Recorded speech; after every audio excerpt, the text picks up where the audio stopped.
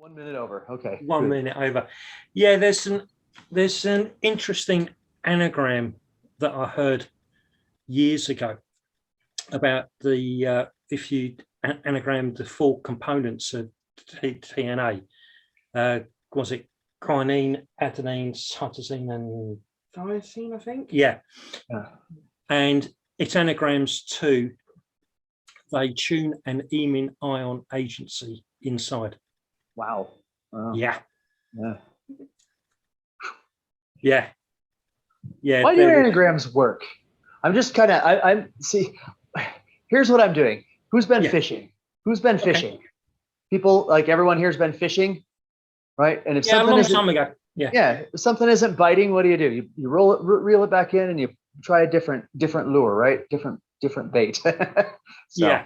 I think that's where I'm at right now. I'm the playing the role of a fisherman. It's just like throwing different things out and seeing what the day calls for, because I didn't come in with an agenda today, but my detection is very high today for whatever reason. So yeah. So what does anagramming work? Or does it work? Actually, let's back up and define that.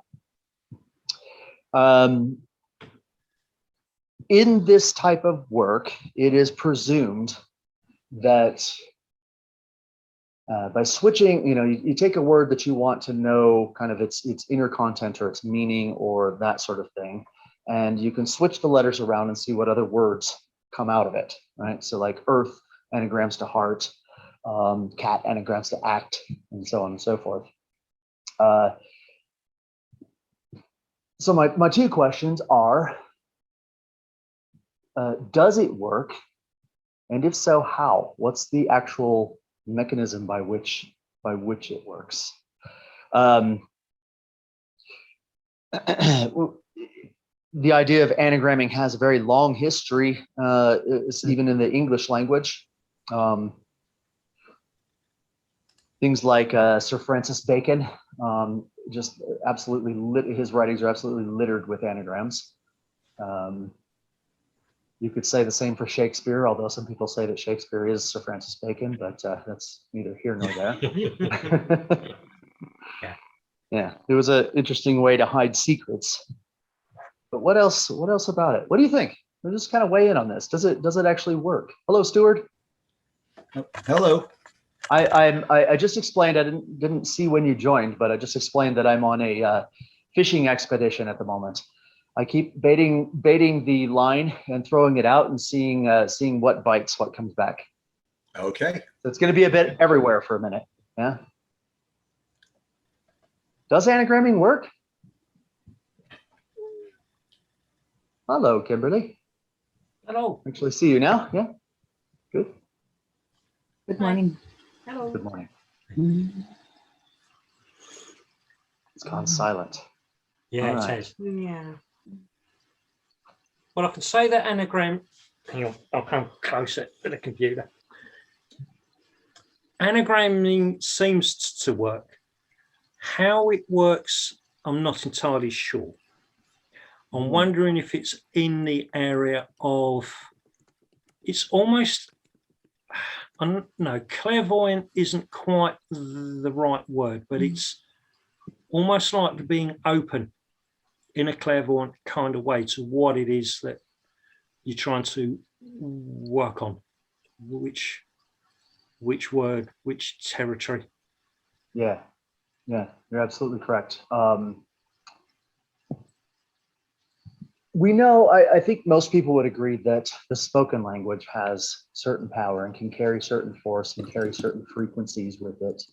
But even more fundamental to the spoken word or language spoken would be the three kind of primordial aspects that all of the natural laws are derived from, which would be color, number, and symbol.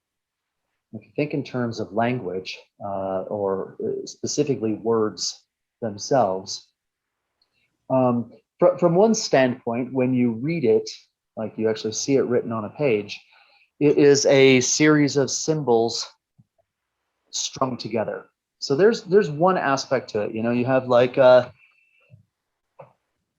just take A, B, and C, for example.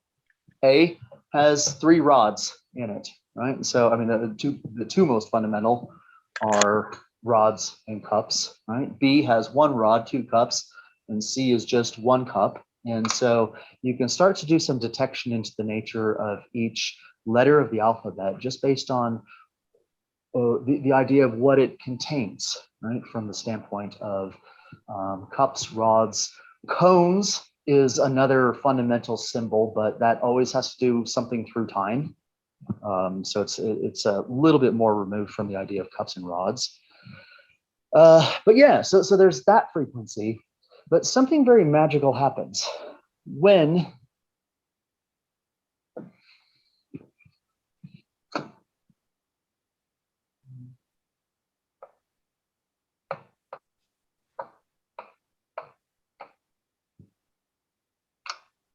who wants to read that for me?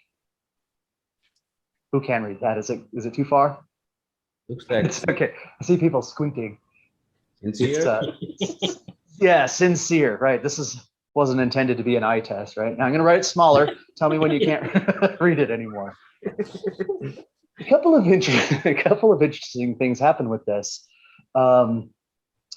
First of all, try to pronounce it again. If I remove the vowels, SNCR, I mean, you can't do it, right? So we already understand that just from a pronunciation standpoint, that there's an aspect of vowels that power the language.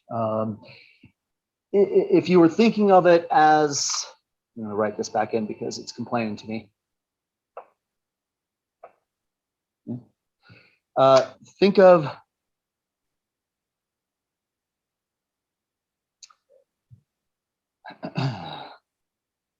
trying to come up with a real world example.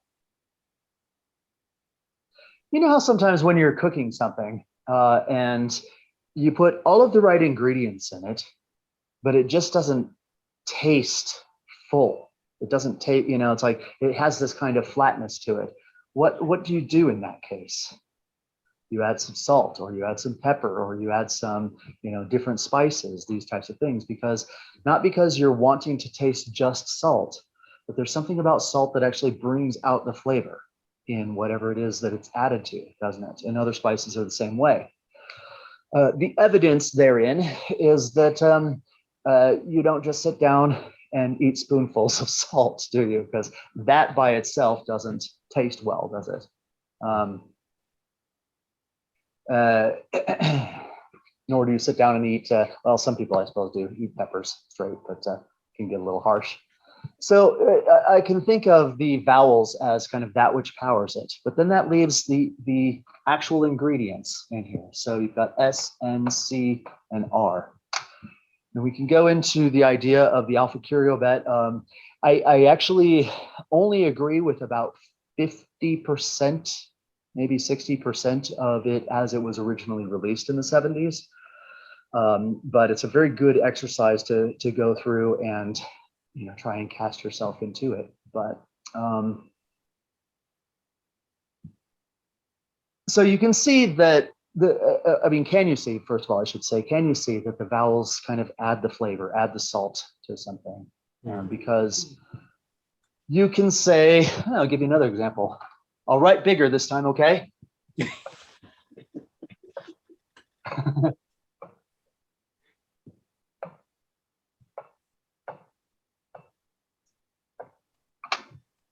We have sun and we have sin.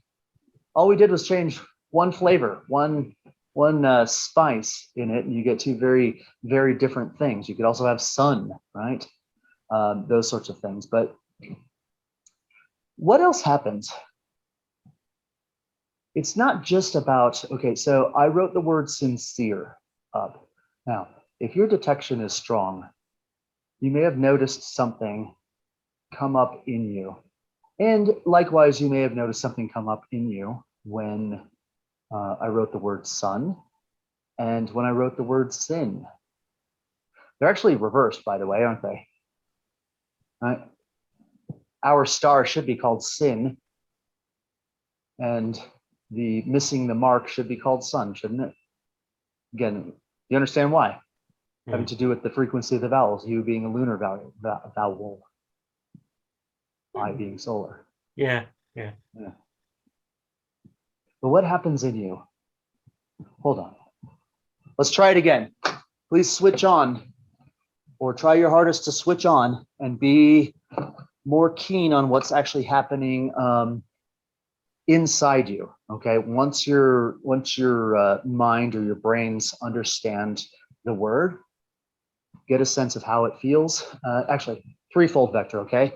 What you think about it, how you feel about it, and what it causes in you physically to do. And what I mean by physically is anything from acceleration of heart, or a slowing down, or run away. How about this?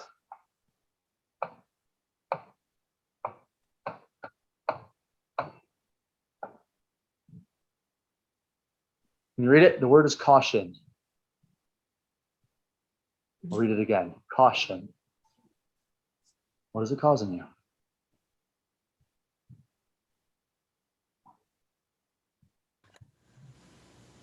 I'm going to make you all work this time, okay? Yeah. Great. I found myself like feeling like a little repelled back Uh-huh. and imagining a shield, particularly in front of my chest. Yeah, okay. Now, how can just a couple of symbols do that? Can they?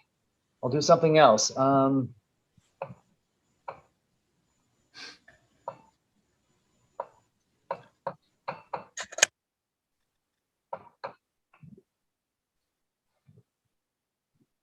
Sloppy.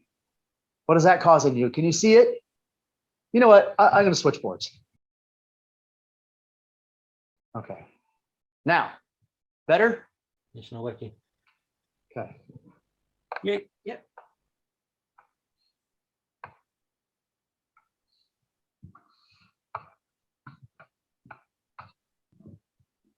Does that cause anything in you?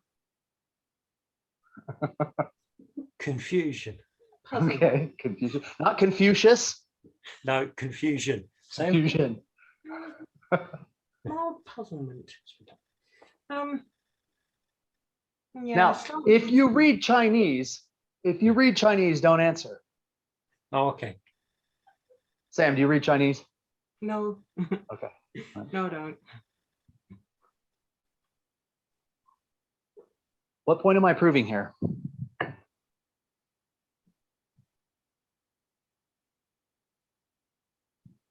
Mm.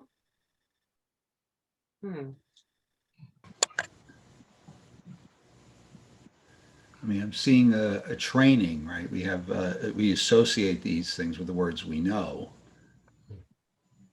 Yes, you're on the right track.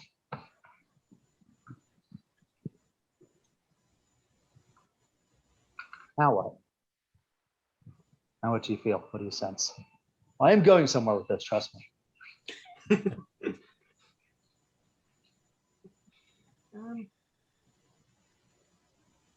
What is it causing you? Thinking happy things. Something we just went down like- Thinking happy things. Thinking happy things, right? Why does it now we're getting somewhere. Why does it cause that in you?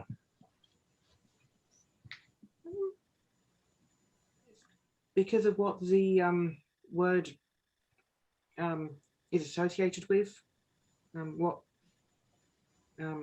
the brain thinks of when it sees that word, what it connects to, Mhm.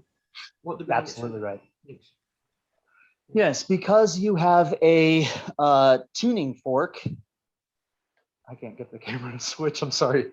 I have to look at you here so I can see you. That's how I connect. But here you can see me, so I'll talk here. It works by way of tuning fork from the standpoint of you have a reference in you. Whether your reference is the same as my reference is another story, but you have a reference inside you for the word joyful and what that means. When I wrote up Chinese in Chinese up there, unless you speak Chinese, then you wouldn't have much of a reference. It would still influence you, but it would only influence you from a symbolic level. What I mean by that is it's probably going to influence parts of you that you're unaware of. Whereas this, at the very least, begins at the semi-conscious and possibly even bubbles up to the conscious level, depending on if it's an emotion or just like, if it's something like tree, that is more kind of dry, isn't it? Well, maybe. Here's where it gets tricky. If you're an arborist, then tree is not dry, right? If you are not, or don't have any special affinity for trees or whatever, then yeah, it's going to have a different impact on you. Do you understand where I'm going with this?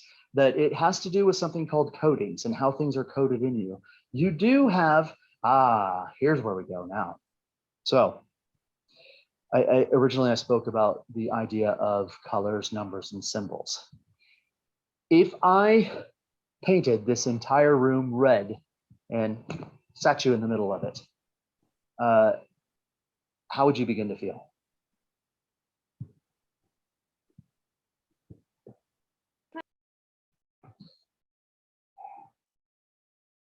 How would you begin to feel?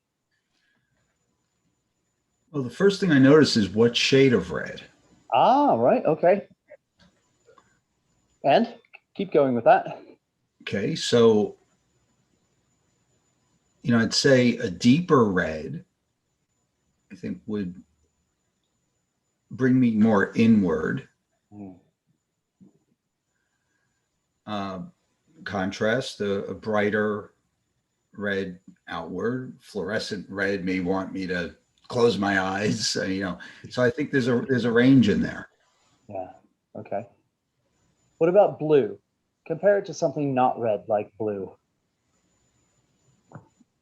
How would you begin to feel? I have a question for you. What do you suppose? What if you sat a blind person in a red room? Would that have any impact on them? Good question, isn't it? I suspect yes. I think there still will be an impact, and the blind person probably won't be able to understand where it's coming from and how it's coming. There is still going to be an impact of the red energy, the infrared kind of absorption of the red energy and the heat that red is associated with. That the blind person will feel it. They just don't associate it with color, and so some other sense. And Pierce, I've been quiet because I've been thinking, and this is where I've been thinking the whole week, which is 5 senses and my thing with 3, which is like every time I engage 3 senses, 3 of my centers, things seem to have more impact, whatever it is I'm doing. Absolutely. If I 3, if I only engage 1, it doesn't matter much. 2, kind of start to feel something. But when I do 3, then that's when it's really, I start to notice things. And I don't know if that's where you're going, but that's why I've been quiet and not saying much. And I'm going to go back to thinking and not talking. What I'm attempting to do is sort of like sonar. What I'm trying to do is I'm pinging all of you, because what I'm really trying to get at here is need. The thing that I've added up is that it's not especially useful to go too high into things, which every now and then I think it's good because it shows this kind of level or what the future holds in that regard.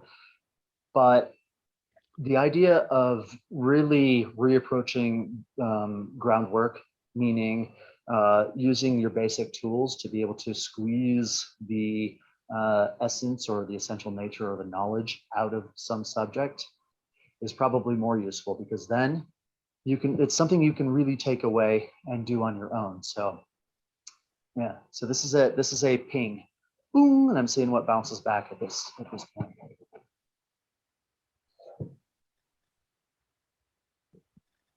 I think a blind person would actually be able to feel it. And the evidence that I have for that is they have done experiments where they will put a wall in front of a person with just 2 little handholds, right?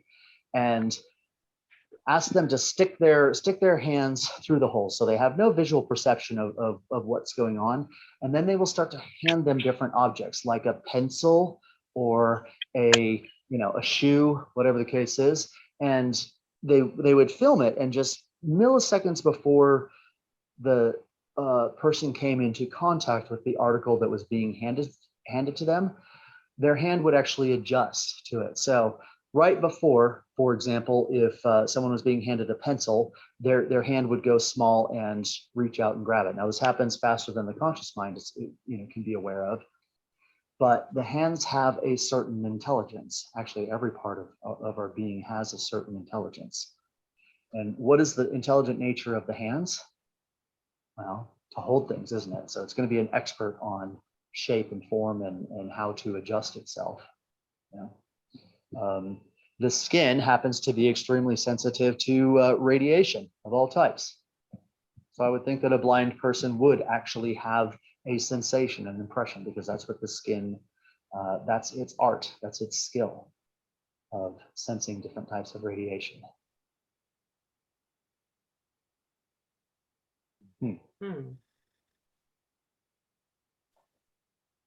So we have levels of it here. We started off by saying, is there any truth in anagram? Well, in my estimation, the only way that could be is if letters themselves have some sort of power, presence, or significance about them. Otherwise, it's not useful. Now, Mark, you brought up something very interesting, and I agree with you to a point, because it's sort of like doing a tarot reading. From the standpoint of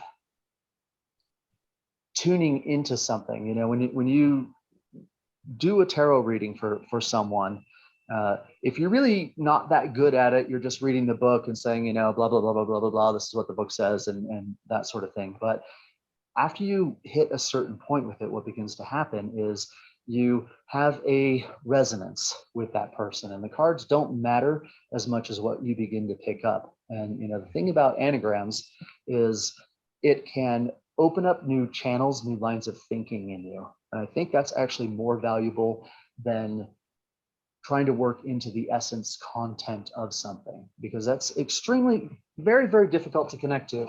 If you have not had, which some of you have not, an Eamon background in Alpha Curiobet, then, and you look at just a letter, does it really cause much in you just by itself? Not really, right? Yeah. No. Now, I'm going to switch to the other vector here. If you have had an Eamon background or have been exposed to the Alpha Curiobet, what does that cause in you?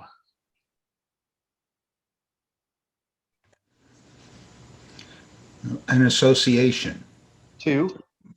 Well, in this case, if my memory serves, right? So it's a motherly, maternal aspect. Yeah, sure. Right. You even got the language exact. That is exactly how they say it. Motherly or maternal aspect. Yeah. So is it a useful tool or not, groundwork?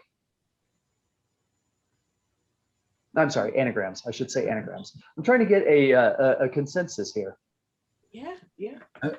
Let's say yes. Okay, but why?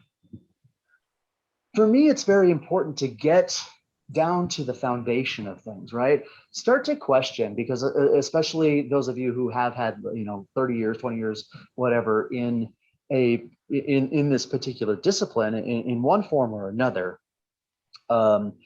if you've never stopped to really reason with yourself and ask yourself, does this work? And if so, why? Then this is absolutely perfect place to begin, right? See, it begins to unlock the code behind the word. So, anagramming, in my experience, starts pointing you towards a messaging from, say, a greater reality, right? So it's assuming that there's an intelligence outside of our own something was at play in creating language, Uh-huh, right? in this case, English language. And yes, although, those have, the English language has factors and frequencies and so on distinct from, say, Chinese. So there's a cultural side of that we have to keep perspective of. But at the same time, the letters, right, the rods, the cups, the frequency, the vibration, the feel of each letter, the letters assembled together. An anagram helps you, it points you in the direction to begin to assemble a coherency beyond the word, the dictionary definition of the word itself. Yep. There's one part that's being missed too,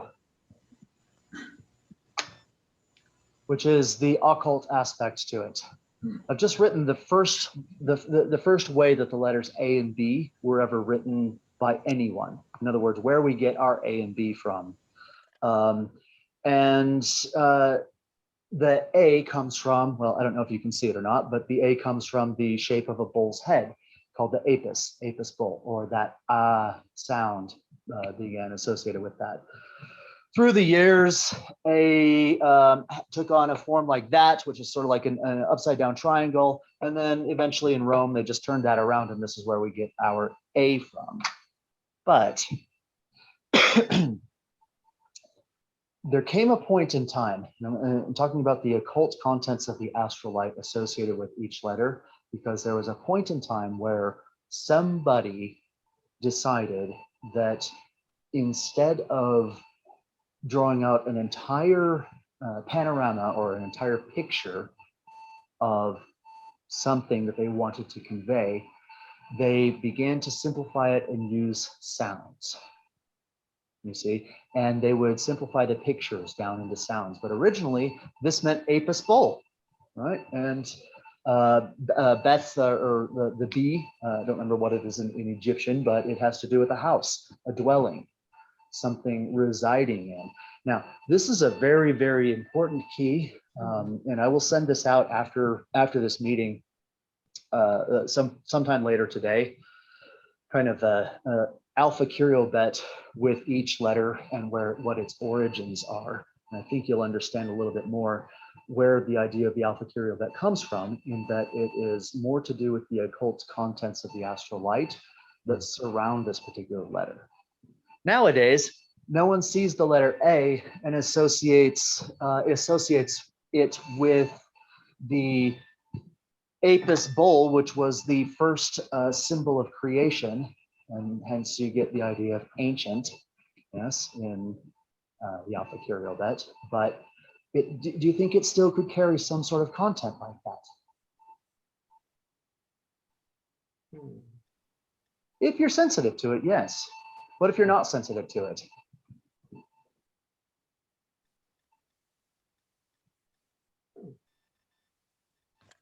It's going to have an impact even if people can't feel it. Uh-huh. Yeah. And where would it have an impact? Okay. Okay. I know. I'm really going to stretch you today, okay? No, that's fine. It's fine. Yeah. The first thought that came to mind was in the emotion. The reason why I say that, I don't know. It's just the first word that came to mind, or the first center that came to mind.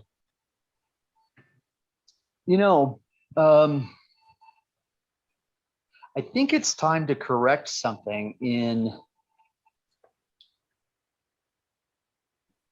what composes a human to begin with, right? Isn't that, if you're on a personal development journey, you've got to at least have a pretty good solid understanding and grasp of what you are. Yeah. So let's do this. Let's go kind of a big circle and talk a little bit for a while, about what it is that a human being actually is, and what ingredients and what constituent parts go into it. And then we can wrap it back around, and I'll ask the question again.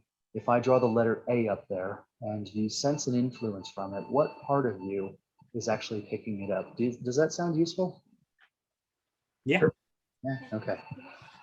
I'm gonna try to switch again if I can, and I can't do it that way. Technology is it's just, why, tell me, why is it one day something works and you go back and do it the very next day and it just doesn't work? Okay, Kind of falls Been into asking that. that for a long time. been asking that for a long time, okay. Let's start with the most obvious first. One that we can all agree on, body.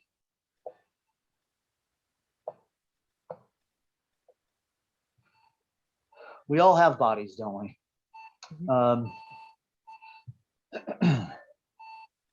From what you have added up or from what you have put together about the ray of creation beginning at the level of the moon, with 96 laws, where would you place, from a density standpoint, the body? Talking about this. Where would you place that? At what level? This is going to throw you if you've never, especially if you've been taught something else, it's going to throw you for a bit because your first inclination might be to say planetary. Is it? Yeah, that's what came to mind. Yeah. It's not planetary. It's actually lunar. We'll get into why. We can get you started here. So we're going to say the body under 96 laws. Now,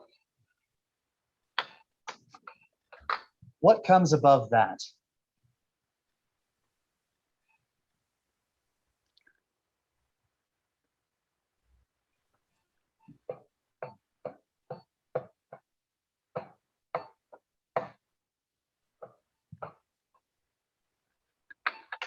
Who knows what their etheric is? Kelvin. Huh? Do you know what the etheric is? Is it to do with the Earth, or I mean that's what comes to mind? With the what? With the Earth, with the planetary level. Yeah, it does. It is planetary level. This is actually the contribution. What the moon does for us, or at least the lunar aspect of the moon here, is create the densest aspect to us. In other words, it's how do I put this? Our moon is our physical body from this standpoint. And you can see this from the aspect that there is nothing in our constitution from an organized standpoint that is under more laws than our physical body. In other words, you cannot just teleport, somewhere else like you can potentially if you have higher aspects to yourself. The etheric aspect is the Earth's contribution to us. Now, what does that mean? That means that, well, let me put it this way. There's been a lot of people that claim that they astral travel, right? Or have these out of body experiences or things like that. I'm going to redo this in a moment. The truth of the matter is that it takes something additional to actually create an astral body, like in the truest sense of the term. What happens with most people, and this also happens when you dream and when you think to a certain extent, is that this part of your aura, which is called the etheric, which actually surrounds the physical body and nourishes it and also protects it, that's the part that can leave and go and have these kind of weird experiences. Okay. That aspect is never really taught, and I don't know why.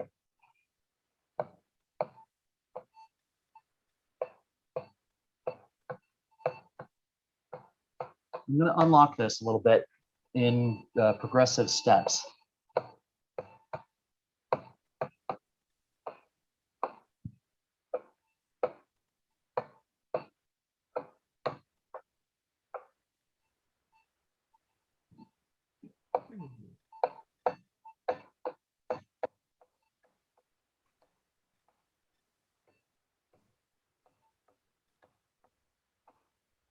Let's look at it in this kind of thing. So we say the body's under 96 laws. 48, 24 for astral, 12, 6, and 3. Is this coming through? Divine, spiritual, mental, astral, etheric, body. Is that coming Yeah. through? Yeah. Okay, Yeah. good. So what does this mean? Well, one of the natural laws, I'm going to just let you watch me do some groundwork for a little bit. One of the natural laws is that the idea of evolution and feeding and all this sort of thing, like we talked about the 3 foods, there's a dual aspect to it. The source of the food is always an area lower, and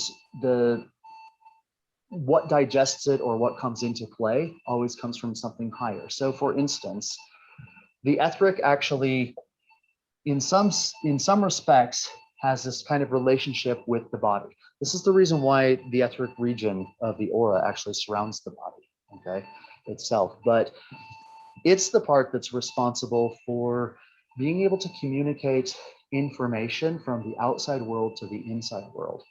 If you didn't have one, holding a piece of chalk like this, for example, you wouldn't be able to feel it. You wouldn't be able to have that sort of sensation, because this is just, the body itself is unanimated without it. This is why that kind of etheric travel can actually be dangerous if you force yourself to do it. There are several ways you can force yourself to do it. One is through drugs, which I don't recommend. Another, you can even do it like if you have something very vinegary. I don't know if you've ever had those nights where you eat something that just has way too much vinegar in it. That'll cause this kind of oozing out of you because it's repelling. But the way that you sense with the etheric, which is why, if you can see me sensing the flower here, you can't. Right, when we do these kind of sensitivity trainings where you pick up the radiation of something else like this flower, you're actually using the etheric aspect of your body. Did you know that? Did you know that was even there? Here's, I for one know for sure, just because this is what sort of the Reiki and a lot of the Qi and the Ki, kind of the meridians, energy meridians focus on this quite a bit. Yeah. I'm very familiar with at least this aspect of, like, there is an electricity or there is a force field for that. Those are, neither of those are appropriate words, but there's something around us in the aura that is there for, it's there for everything. So yeah, definitely sense it. Who is not sure? Thank you, Sajid. Who's, I mean, really, let's be honest, who's not sure if you have one or not, have an etheric? Have you seen it? Everybody sure? I haven't seen it. Huh? Sam? I haven't seen it, but what's the word? Sometimes feel it. Yes. Okay. I haven't seen it. Who wants to do a practical exercise? Let's make up our minds. Again, I'm going basic here. I just like, it's either true or it's not. It either works or it doesn't. If it doesn't work, get rid of it, or at least put it on a shelf and pick it up again later and see if it works at a different point in time. Yeah. But don't, one of the premises in this work is don't believe anything that I say, take it away, try and prove it for yourself, and, or disprove it, I should say. And if you do, come back and say it, come back and tell somebody, right? So let's do something very practical for a minute. If you would, please hold your hands about 3 inches apart in front of you.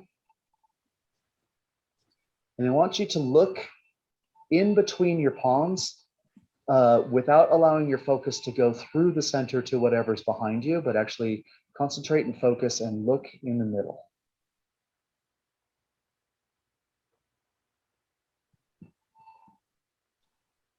Now, begin to move your hands just like this. You see just slight movements back and forth. Continuing to stare at that space between, not letting your focus or gaze go through. But as you do this, I want you to be aware of 2 things. Number 1, if you have any sort of sensation beginning between your hands. And number 2, if there's a visual difference between what it is that you're looking at directly between your palms and what your peripheral vision sees on the outsides of your palms. Okay, now stop the forward-backward movement. Make sure you're still about 3 inches away. Now, begin to draw your hands apart slowly. And then push them back together slowly. So about an inch, and then draw them apart again slowly. And back in slowly.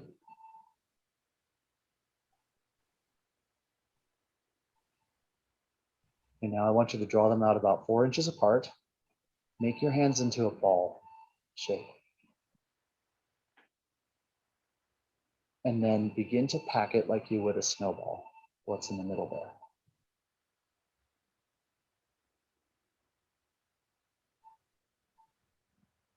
And as you pack it, you can move the hands out slightly.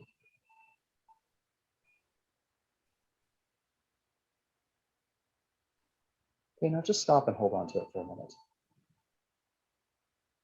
Somebody tell me what they feel, sense, or see. Or feel, sense, and see. Serena, help me out with this one. I can sense the ball Uh-huh. and I can feel it. Uh-huh. I can't see it though. Okay. That will come soon. Hand it to Mark or Sam. Pick somebody.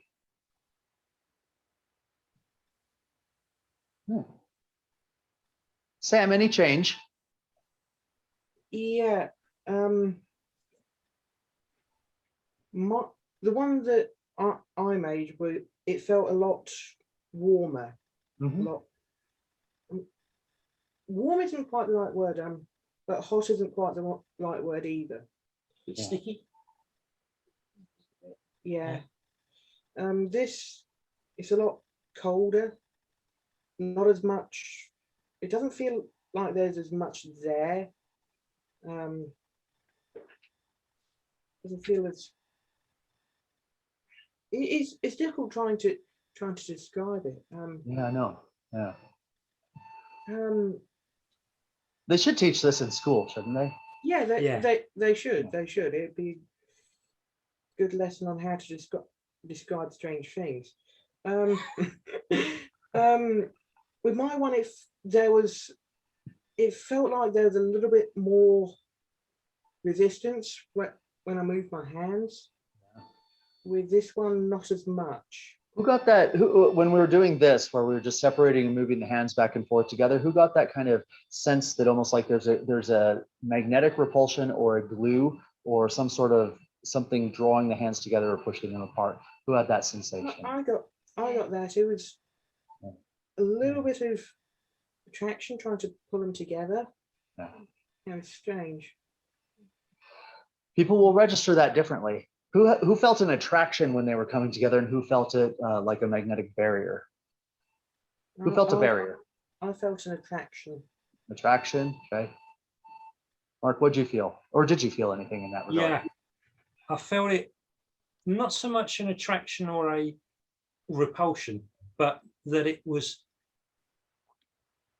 a bit like a sponge. Yeah, So the more that I pushed it together, yeah. the denser that it felt. Yeah. Yep. So it's, yeah, so retraction or repulsion, it doesn't quite fit. It was more. So you're in the vector of cohesion and adhesion then. Okay. Oh. Yeah. Instead of Right, repulsion Andy. and attraction. Gosh, we can go everywhere. Good. Yeah. Fishing expedition is working. Stuart. Repulsion. It felt like a magnetic repulsion. Yeah, okay. Kimberly, do you mind sharing did you feel anything? Yeah, I felt it. I felt the increased density and pulling away. It sort of felt like sort of a little bit of resistance. Yeah. A little bit like glue was holding them together. So what you feel depends on which vector that you're in. Let's do a bit of groundwork on the law of two, because I think this is also useful. I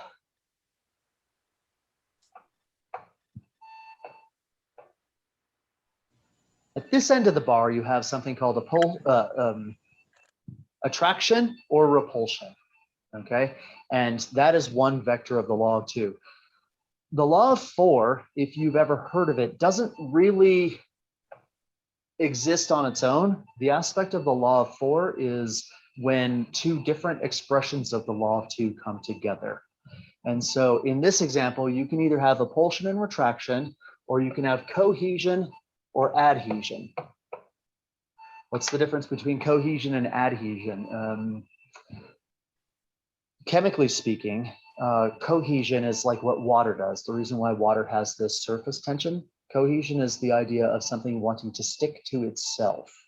Okay, so one H2O molecule sticks to another H2O molecule. That's cohesion. Adhesion is what happens when you pour water out of a cup, but a little bit of it sticks to the side. In other words, it's the water is sticking to something not itself.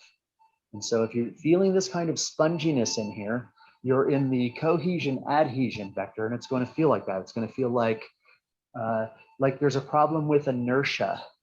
As you keep pushing in, something is kind of slowing it down. As you pull back, something's slowing it down. It's got this sort of sponginess to it. The other way, you're in the repulsion attraction arena. All right, does that make sense? And by the way, the east-west vector always spins. So this is an inaccurate way to draw it. Something more accurate would look like this.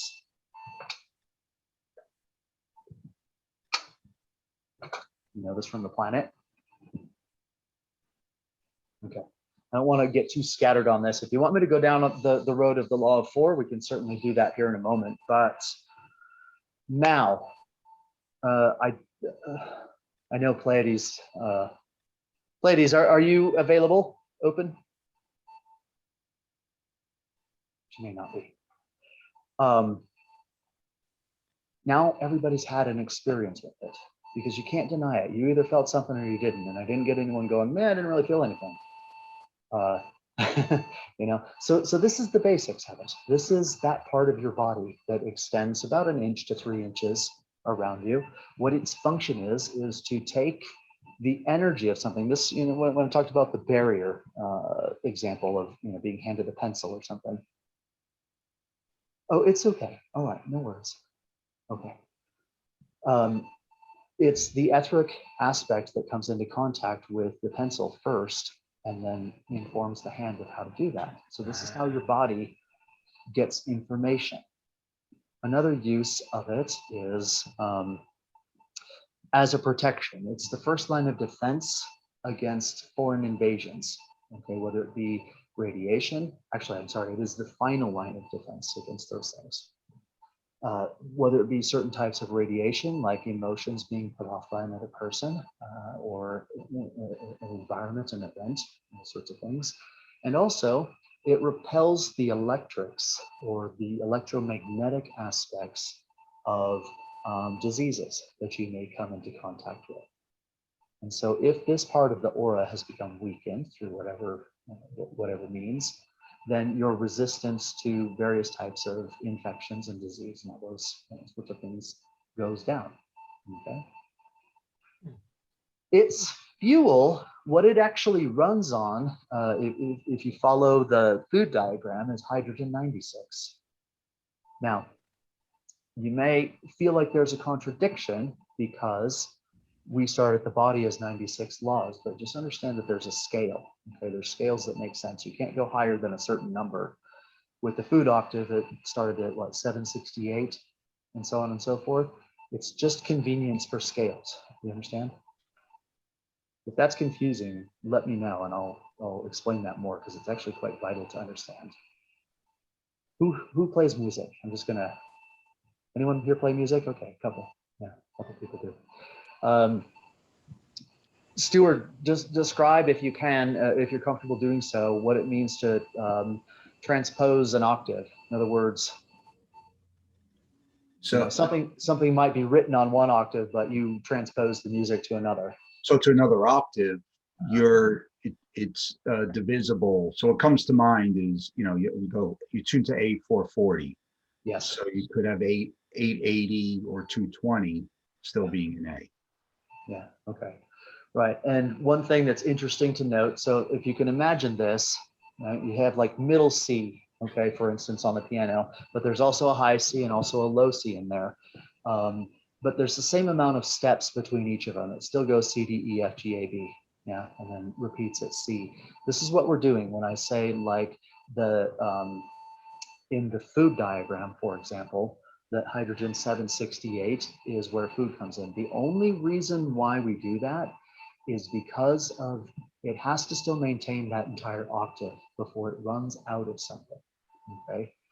When you're talking about the ray of creation, again, the numbers aren't as important as understanding that you're talking about an entire octave of something going from either its nothingness to its completion, or from its completion to its nothingness, depending on which direction it's flowing, up or down, okay? So please don't get ever hung up on the numbers. It's a convenience in there. But yeah, so we have an etheric body. And like I said, most of the time when a person claims to have astral traveled or astral projected or whatever, it's actually part of their etheric leading them. Now, I say body with something very specific in mind. When I use the term body, like astral body, mental body, etheric body, it is a part of a person that has access to the entirety of oneself. It's the part of a person that has access to the entirety of oneself, meaning that your body, like physical body, is all one unit and, for instance, can be affected by your emotions. It can also affect your emotions. It can be affected by your mentality. It can also affect your mentality, and so on and so forth. So each of these bodies are much different than centers. Okay, the centers don't have access throughout. They have a function, if that makes sense. All right, and you know, and honestly, I've met many, probably 1,000 or more people in some form of spiritual practice, discipline, whatever the case might be. And I think I've only met maybe 3 people that actually have an astral body. As much as the books and everything say, you know, everyone's born with an astral body. No, you are born with the potential to build one, but you're not actually born with an astral body. You are born with a physical and etheric. All right. Having it, yeah. There's just to go back, and maybe an alternate to the music analogy. I'm wondering if water, the state of water, follows. So, you know, water, when you heat it, is still water up to the certain point, and then suddenly it's steam. Yeah. Is that akin to what you're referring to here with the body and etheric? Yeah, everything is actually falls into that category of octave. And the most interesting thing about, since you brought up the example of water, is that it very much describes the shocks that we've talked about before. If you take a beaker full of water and you start, you know, you put it over a Bunsen burner like you did in high school or whatever, and you have a thermometer inside, you'll watch the temperature kind of rise very steadily to a certain point. And then all of a sudden, no matter how much heat you keep applying, the temperature itself stops rising. And it'll do this for a couple of minutes. It will just sort of level out. And you can plot it against seconds or minutes or whatever. And then all of a sudden, it spikes again and the water becomes steam. What had to happen there is, in order for something to change octaves, in other words, that would be the C to the do, re, mi, fa, sol, la, si to do in that scale, it had to have extra energy continue to be pumped into it, and then all of a sudden it's able to do this breakthrough. Okay, so yes, the same thing happens in freezing. You continue to drop the temperature lower, and it'll get just 1 degree above freezing, and you continue to try and drop the temperature, and then all of a sudden ice crystals start to form. There's these 2 shocks in any octave. So yeah, it's a useful example. And really, you can go out into nature and find there is no place that this doesn't happen in nature. I'll put it that way, because it's a process. Okay. All right. Are we good? Are we clear on what the etheric does? Any questions about the etheric? Did you even know that it was a body that's capable of doing things like traveling and that sort of thing? By the way, I don't recommend it. The reason why is because it's really there for your health. It can travel and does when you sleep, but that's a natural process. Trying to force the etheric aspect out of you is a very taxing process if you don't let your brain sleep while it happens. Okay. The spiritualists back in the early 1900s called it ectoplasm. Right? It's the same thing. It's just kind of like you can actually feel it. It's just on the border between physical and not. Okay, so the next one up, astral. Yes, And I have- this, yeah, I don't know if it's relevant. say again. I just have a comment. This aspect of growing and anything that anybody does, right? You start with a pretty basic knowledge, or just a comprehension. It's not a skill yet. It's not knowledge yet, and you build that up to a certain level, and then you get to a point where you're not quite an expert yet, but you know a lot. You know enough to be really good at it. And if you want to go to the next level above it, you have to. In some cases, you have to be at that level for a while. Some people never go above it. Some people just say, this is the limit of my abilities, I'm going to stay there, and they're pretty happy. Some people look to go above. Sometimes they do it over time, right? You work at it, and eventually you find out what it is. Sometimes it's instant. And that could be because it's like a lightning strike, or it's a new perspective, or it's something that jolted them into getting that different, that suddenly takes them to the next level. And but then it continues. When you go to the next level, you're starting at the bottom end of the next level, and you have to spend some more time again at it. And this is, I think, what I'm seeing here. You start off with the body, you're born with that body, you have that potential, you want to go to the next level. Mm-hmm. You have to put in the work. Maybe some people, like you were saying, you said you've only met 3 people who've had a natural body. There maybe are somebody who just have a different way of looking at it, they did something, or it's a frequency that matched, a tuning. Yeah, it's very important because truth be told, astral body is incorrect from the frequency that the word carries. Astral body, it is not a starry thing, which is what astral means.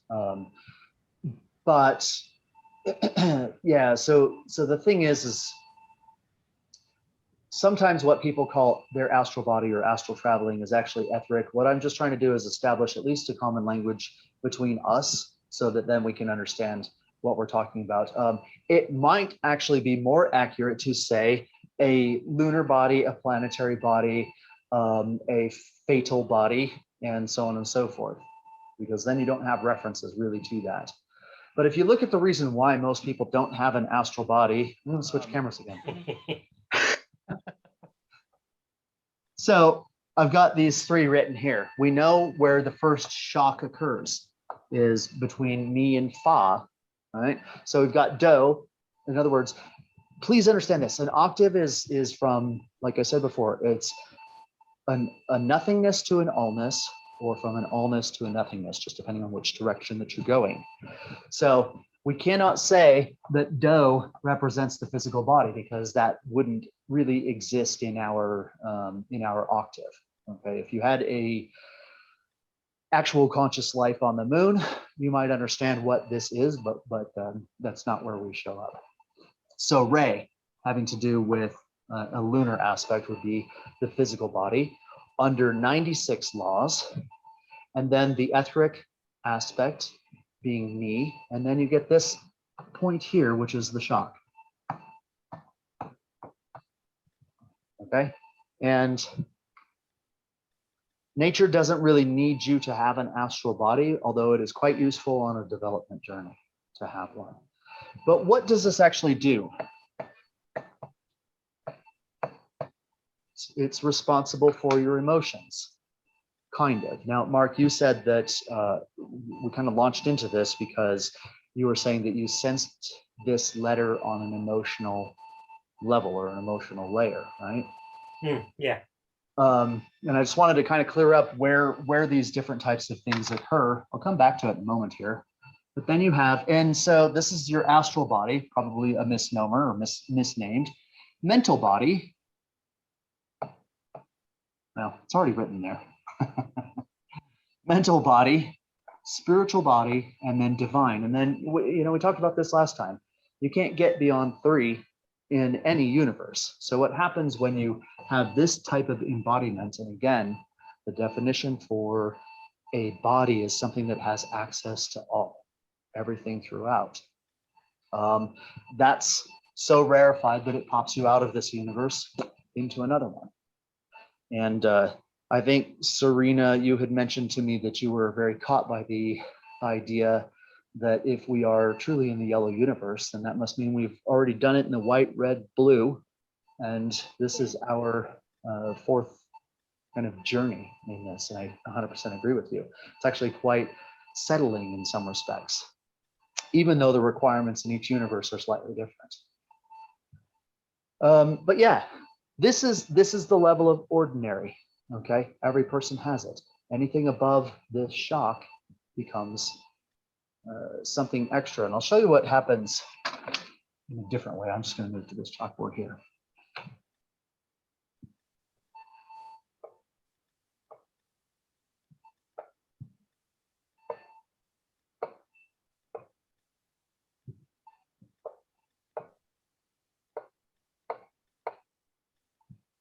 Let's talk in terms of the 3 centers that we've discussed before. Okay, we have physical, we've got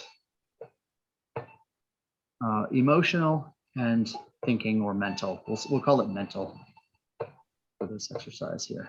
Pemerel, interesting. Under normal situations, this is kind of the structure where you've got the physical body is in charge of, or is positively charged. I'll take this to be neutral or negative for a minute. Is positively charged over the emotional and mental aspects. Now, what I mean by that is that under normal circumstances, whatever you're encountering and feeling physically will make its impression upon how you feel emotionally and make its impression upon how you feel mentally. So it's got that kind of motive power or that charge to it, all right? When a person develops an astral body, this is what happens. Things change. Astral body lives and works through the emotions.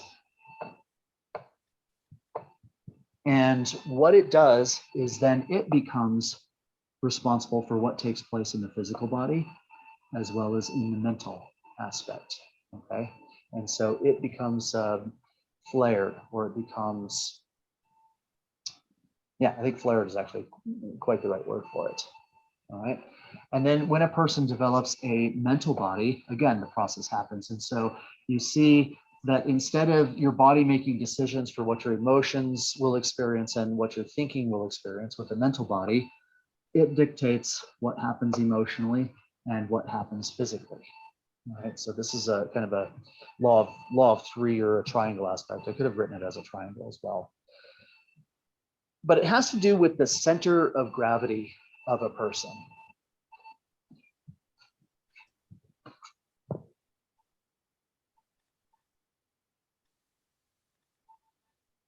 Do you mind this? I'm just kind of doing my own groundwork in front of you to show you sort of how I go about it, not necessarily how it's done.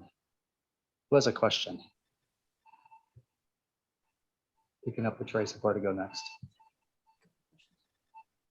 Is this useful? Is it interesting? Yeah. Yeah. Yes, it is. How about, yeah. It's just a completely random thought came to my mind. It might be useful at some point to hear the history of the Eminent Way from your mouth. I know I and you talked, and I think it was very beneficial for me to get the background. But I think there is value in just kind of going through process, or not the process necessarily. How did the eminent way come to be, or the Well, eminent, whatever you want to call it? Yeah, I'm going to switch back for this one. I will address it a little bit. Well, I didn't mean right now because I think it's a pretty big topic, but at some point, I don't want to. I did say I'm distracting you, so I apologize if I did that. Not at all. Is it still tracking me? It's a little crooked, a little tilted. There you go. Yeah. Today's just the day for this, isn't it? Oh, well. There's two ways, and I'm just going to bridge this a little bit. There are two ways to go into it. One has to do with from a planetary and creational standpoint. The other has to do with each appearance as it showed up. I think the signal for eminent way, or I won't even call it eminent way. I think the signal for something called way has been on the planet for, in its current form anyway, for about 10,000 years. And you see it cropping up all over the place. The earliest Sumerians, before they were kind of became more influenced by more of a Babylonian type of culture, if you look at their philosophies and their beliefs and the things that they were saying, you'll see that it's actually very similar, but the terms are different, very similar to what we're talking about today. And to me, it raises the question, I mean, you can see the same thing in the Essenes, for example. It's like if you trace world history, there was never a point in time where something like this wasn't here. The difference between now and then that I've been able to see is that it has become fractured. It's trying something different and trying something new. And I've said this before, and I'll say it again, that there is not just one way. There are many, many ways available now. It used to be back 3,000 years ago that if you wanted to encounter a way, you had to figure out where on the planet it was. And that's a serious proposition, because literally if you didn't travel to Egypt or travel to the Pythagorean school or wherever it showed up in kind of a locale, then you would not ever encounter it. Now you can encounter it almost anywhere you look, believe it or not. You can find a way trying to put itself into multiple types of things. So at another point in time, we can go into the history of how this particular thing that I'm involved with started, and even my role in it. I don't sense that's really the way to go right now, though. But I'm just trying to give you something to ponder and think about, that it's not unique to a particular time. It's always been here, but at this time, it's gotten spread. It's spreading. This is why you'll never find me criticizing any other belief or any other type of religion or philosophy or things like that, because to put denial upon what someone else is into and what someone else believes is really to deny yourself of being able to actually access things and find it.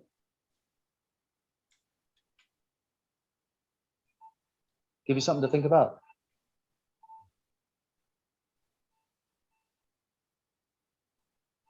Section? How are you thinking? Did it give you more to go on? No, I'm just thinking. I'm good. I'm just instigating conversation. As I've to do.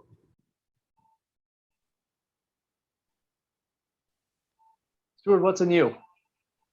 You have that look. I'm starting to learn you a little. Yeah. You keep things in the upper right-hand side of your aura. That's where you find your inspiration. When I see you start looking up in there, I can tell, yeah, that something is you're connecting to something. Yeah. Well, actually, I've been wrestling with what I deny. I so use a term like I'm noticing limits, setting limits, and some of it, if I'm honest, is a judgment, right? So you said about a belief system, for example. Yeah. So what I've been wrestling with in recent weeks is, how do I digest a belief system that I currently can't digest, or should I? And so, and this goes into what we spoke about last week, is the will haves and won't haves, Yeah. and recognizing a place on judgment. So I'm not judging the judgment, but I'm working on how do you fit these things, how do they relate? How do Can you you fit give me them? a specific example? Well, for me, it's in the current political circumstance, and there are aspects that I find undigestible. Yeah. And at the same time, I want to give another human life space to have their process. So there are clear things that are won't haves for me, right? I won't be storming the Capitol. um, but but then there's things that move people. An extreme example, but it's clear, right? That move people, that are real things in a life, Mhm. and finding what fits where, with so that there's still access, to perhaps that which is moving in the people, but not the outplay, and also the limits, so that there are places to recognize my distinctions, to say So, that I won't go there. yeah, right. This, I caught it now. This has to do with a very high art wherein one plays roles. Usually in life, roles are kind of suppressed or superimposed upon a person. You grow up a certain way, you have certain propensities, and that generally dictates the automatic role of life that you will fall into.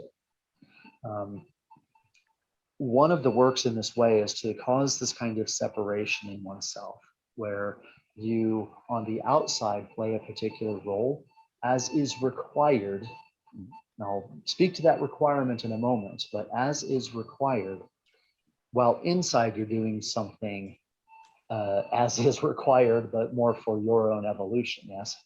Um, the reason why this is extremely important in this type of work is because unless you are versatile enough to be able to do what is required, or at least to appear to do what is required in our culture and in our times, it will come and annihilate you. Mhm. There is, if you take the example of the human body or any body, um,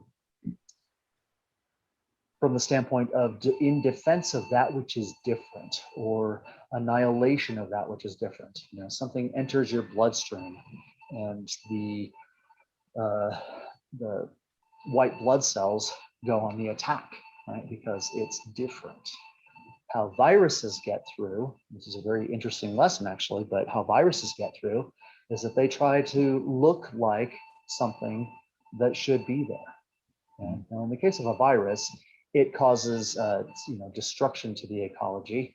But in the case of a virus, from the standpoint of a way getting into a person's life, like it, the eminent way or any other way getting into a person's life, the idea is that it has to not set off alarms while it is genetically re-engineering oneself and ultimately the species for the next model to come, the next model of human to come. Does that make sense so far? Yes. Yeah. So I think first and foremost, the way to approach something has to start with a criteria in oneself of a general aspect of how one will do anything in life, how one will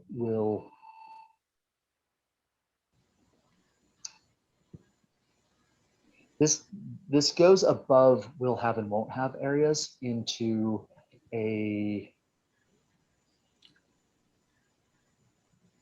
well, actually, let me back that up. It has to start with an aim. I'm sorry. It aim? has to start with an aim, AIM.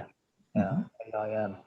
If you don't have an aim in the work that you do, then it's impossible to develop a criteria upon which to build your will have and won't have areas, upon which your standards are built, and then upon which your actions will fall. Yeah.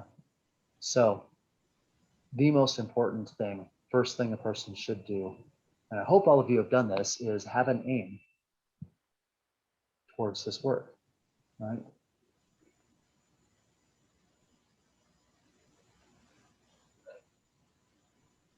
Don't be shy. The intention is not to put anyone on the spot, but answer honestly if you can, because we're a small group right now. Do you have an aim for this work? And if you do, what is it? Not necessarily. I'm not trying to put you, Stuart, on the spot. This is a question Totally to fine. absolutely everybody.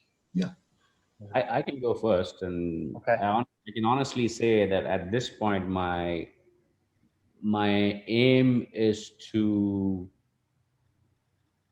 find an aim. Aim is to find an aim. That's an honest answer. Like Yeah. where I am, I thought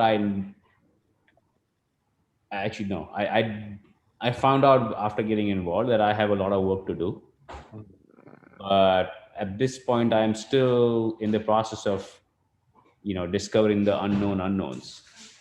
There's a lot of unknown unknowns. Like once I get to a point where I know what the unknowns are, then I'll have enough knowledge kind of to be able to go and say, okay, these are things I don't know. Let me figure those out. Yeah. Maybe at that point I will have an aim. But at this point, my aim right now is to find the aim. Okay, so let's run with that for a moment. That being your aim, which I think is actually a very honorable aim. I really do. But that being your aim, then what actions are you taking to see that become a reality in your life?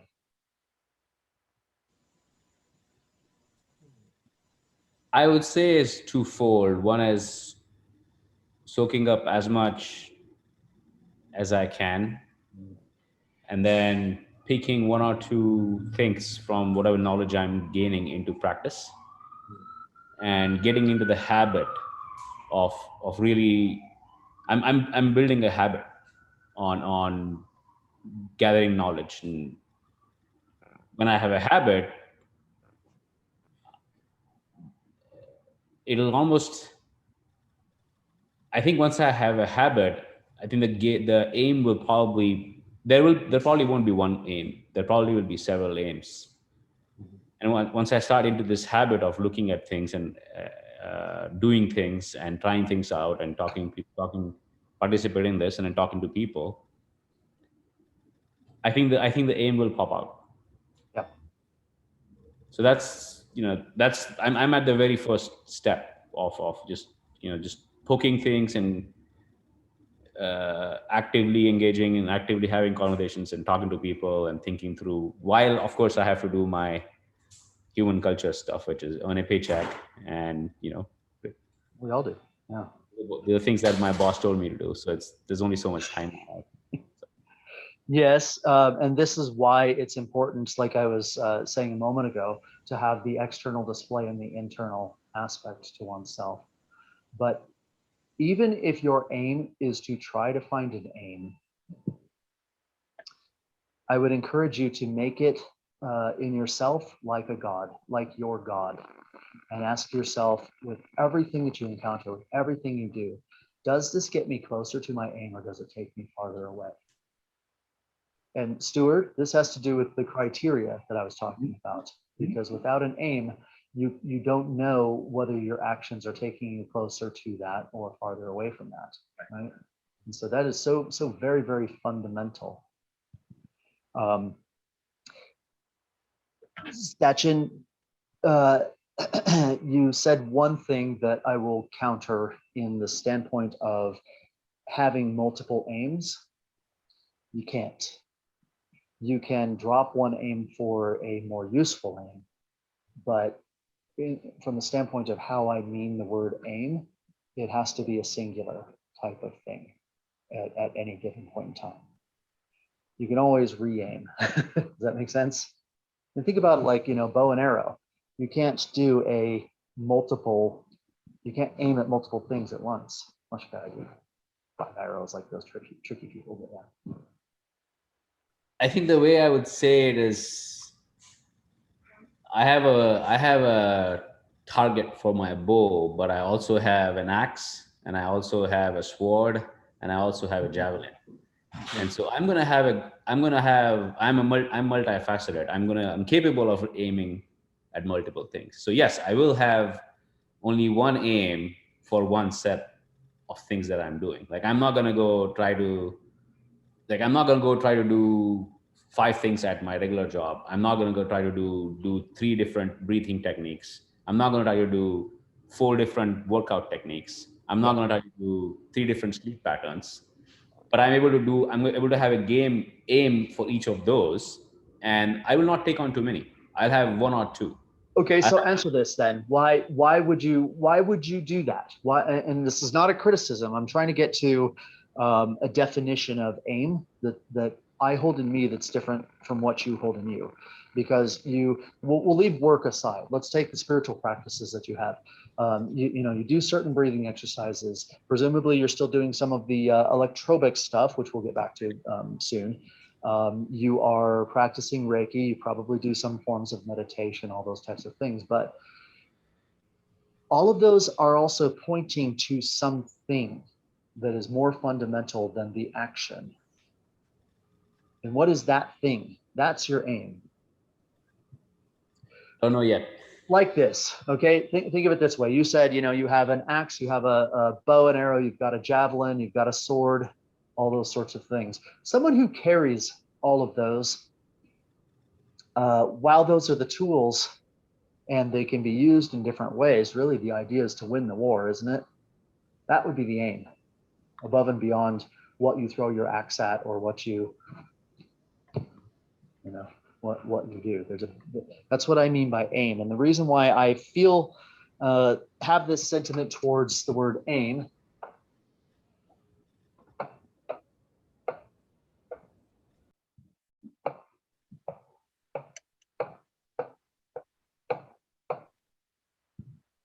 is because of what's in the power of it. I am. So I think I discovered something in this to what I was talking about, which is, just came, so I'm not declaring it as an aim just yet, but is really an acceptance of all that is the way it is. Because in that, there's an acceptance of myself the way it is, which doesn't mean don't do anything. Yeah. Right? It then becomes a place of choice of what you want to do within a life. Yeah. You're on the right track with that, I'm sure. Give a little bit more in the realms of what you mean by acceptance, though. So, let me backdoor it a little bit. When I don't accept something or I repel against it, what's really behind it is an ego play. Uh-huh. Right? It's my personality and my sense of self that's saying, F you to that. Right? If I'm really honest about it. So the thing is, in so doing that, there's judgment in there, recognizing a certain plane, we all have judgment. But there's also a lack of acceptance. And if I'm not accepting something outside of me, then I'm not accepting something inside of me. But this is distinct from a laissez-faire attitude, right? Oh, I accept everything it is. Now I'm just going to go to sleep, right? Yeah. It's not the game. That's a coping mechanism that people use. Yes. But by giving allowance for everything that appears and recognizing that it all serves purpose, whether I understand it or not, maybe that's where a faith comes in. It opens up for me to accept myself as is and then choose actually get another layer, choose an aim from there, right? But you're choosing from a place of acceptance, not from gain loss. Yes. So a couple of weeks ago, I gave an exercise having to do with tuning up your ability to observe things. Right? Were you here for that, or did you watch I it? don't Or think so. okay. I gave a number of examples, and part of the reasoning behind this is okay. So you said seeing the reason behind things in it, and I'll give you an example of weeds, for example. Yeah, we go out and we typically will like pull up weeds and mow them down, clip them, whatever the case is in the garden or in the yard. But what function does a weed serve? The same as all plants, right? We define weed. Well, that's true, right? But there's one peculiar thing about weeds. When you go to pull them up, what do you notice when you're trying to pull up a weed? Every weed's like this. You must have noticed. Resists.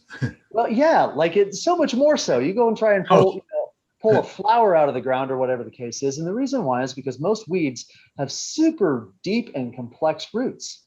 And they always say, right? I mean, when I was an 8-year-old kid, had to go weed the garden or whatever. Make sure you get the roots. Make sure you get the roots. Well, the thing about a weed, this is just interesting, and I'm using this as an example for something coming here, is that it actually helps to aerate the yard, believe it or not.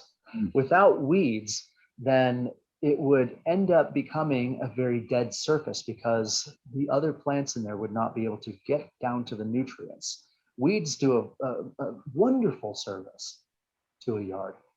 If they overtake, of course, then they're just preparing the soil for something even greater at a future point in time. And then that's where judgment comes in. But do you see, the idea is that you're absolutely right. Everything does have a purpose. But here's where it comes in. Normally, we are taught to think of things like this in polarization.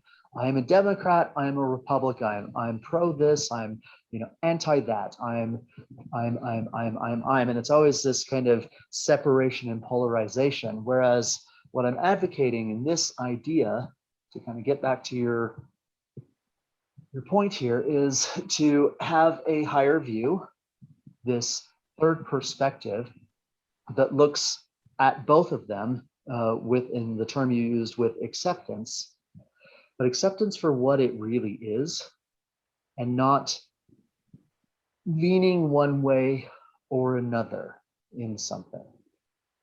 And this higher view, or this aspect here, is very, very difficult to come by, but it comes back down to having an aim in something, because if you do, you can look at something like a weed in life, or a fly, or even a mosquito, or all of these sorts of things. And I'm using these as analogies, not necessarily as the actual mosquito fly and whatnot. But you can see what purpose it serves in the greater scheme of things. So let me challenge you now. What purpose does level 7, you have this reference, right? Level 7 of the astral light. Mm-hmm. What purpose does it serve?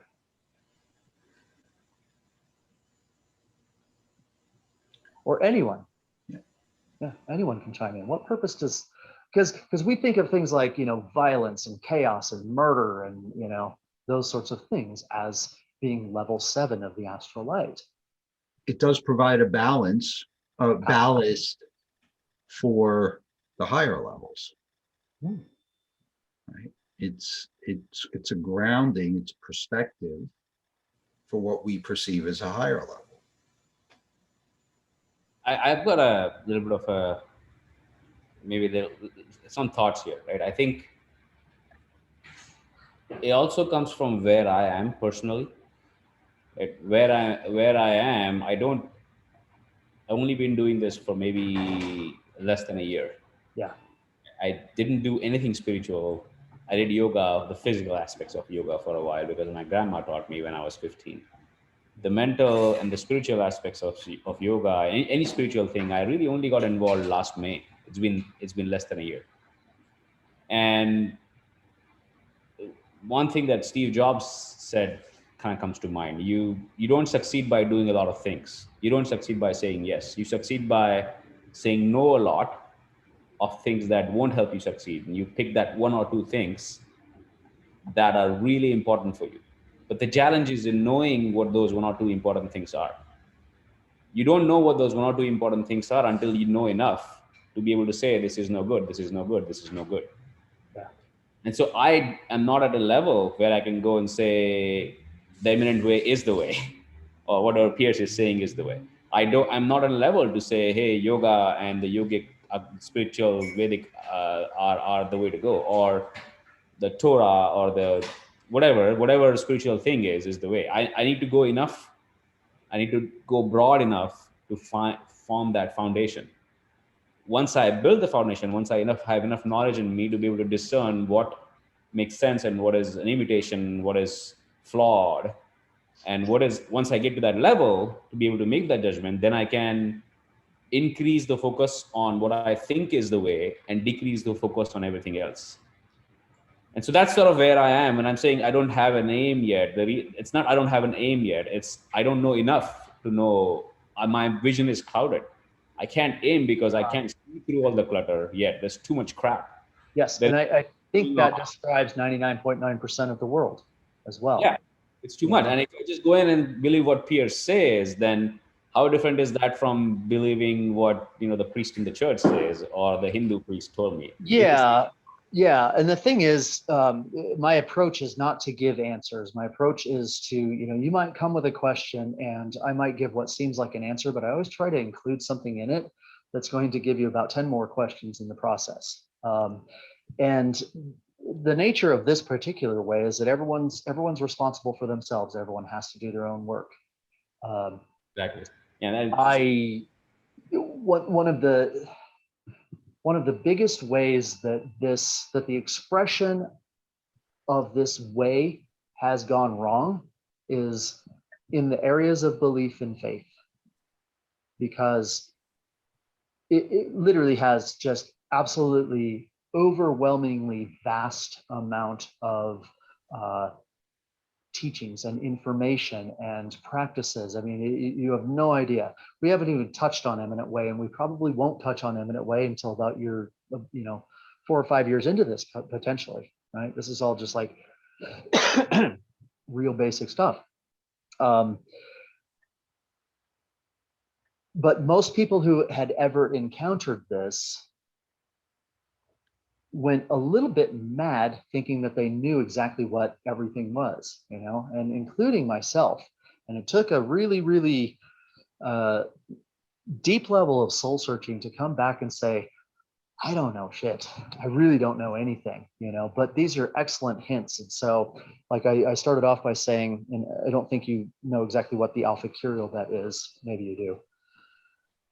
I'll send it to you. Just ping me by email and I'll send it to you. Okay. But like I commented Stuart, I said, yeah, you even got the words exactly right. Yeah. Maternal nature or aspect type of thing.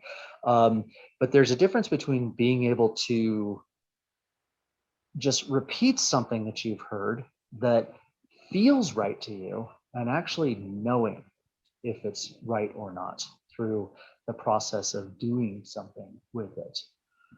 And so one of the aspects of my overall aim is to try to offer a correction to that in everybody wherever I encounter it. Yeah, so this is why I can be so challenging at times, especially for the folks that have been kind of around this work for a long time. Do you really know it? And that has to do with a bigger aim of setting something right that really needs to be set right if it's going to have any kind of continuance in future on this planet, at least in this way, to use the term. But I asked a question about level 7 of the astral light because, Stuart, it does put a point, and you said that it offers a foundation, but then that also implies that there could be even lower levels than 7, right? What's Well, actually, 7 sitting on? the word used ballast. So it's Ballast, okay. yeah, it's a counterweight. Let's get more practical. What would happen? Okay, all human wrong manufacture aside, what else is in level 7 of the astrolite? What's what's going aside? All human wrong manufacture. Okay. Wrong manufacture meaning like things like, violence, murder, rape, all that type of stuff. All of this wrong manufacture aside, what else is in the lowest level of the astrolite? Would you say rot and decay No. are there? No, I would argue that. Okay. I've always had a judgment around. It's always been attached to the human side for me. I never thought of that in any alternate way. Yeah, that's what I'm trying to address right now, and Yeah. for you in this, Yeah, because it absolutely. ties back into how you judge things Right. versus assessing things. Without level 7 of the astral light, we would literally drown in our own crap and garbage. Okay, everything that this whole idea of something rotting and decaying, while it is repulsive to us, it causes a repulsion, right? You open up something that you forgot in the fridge for 3 months, and level 7 is trying to reclaim it for the planet, because what level 7 of the astrolite does is it breaks things back down into its constituent parts so that it can be made anew.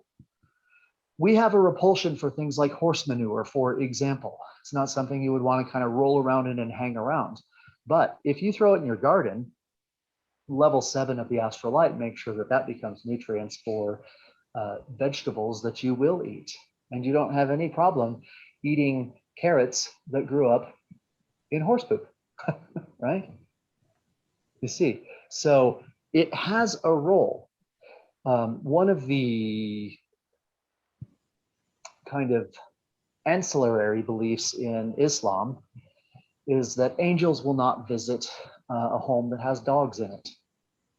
And the reason why is because dogs are very much an angel for level 6 and 7 of the astrolite.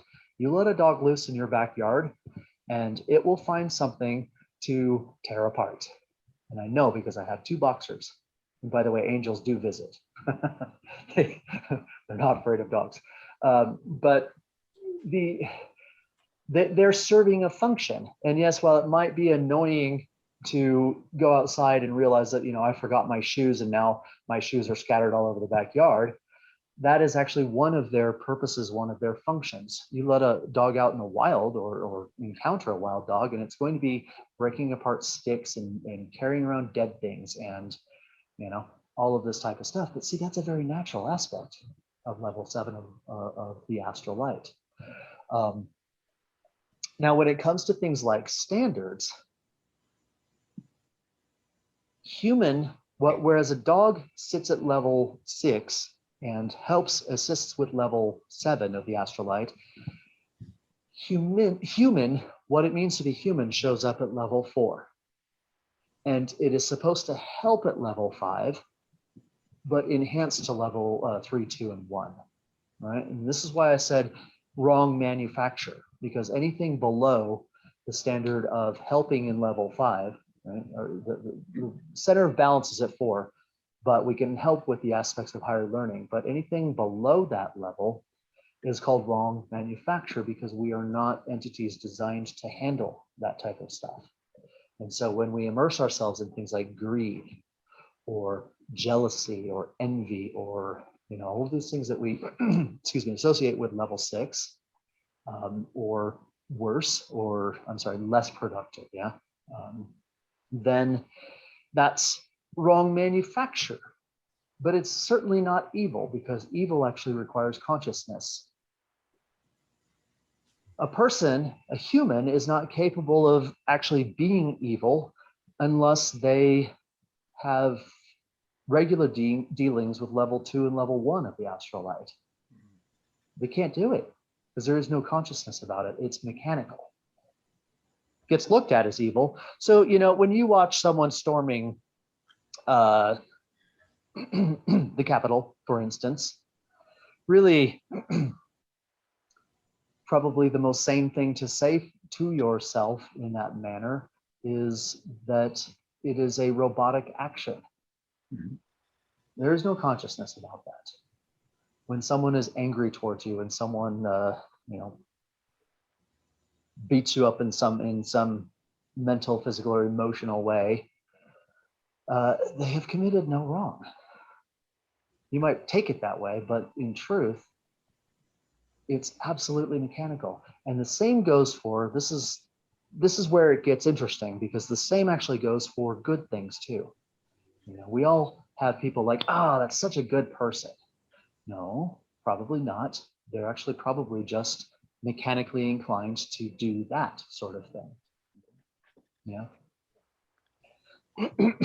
This has to do with that higher perspective in there, that anything below a certain level is completely mechanical. So what can you do about it? Well, not much actually, or if you do, then it's highly likely that you're acting mechanically to try to do something about it. Where does that leave you?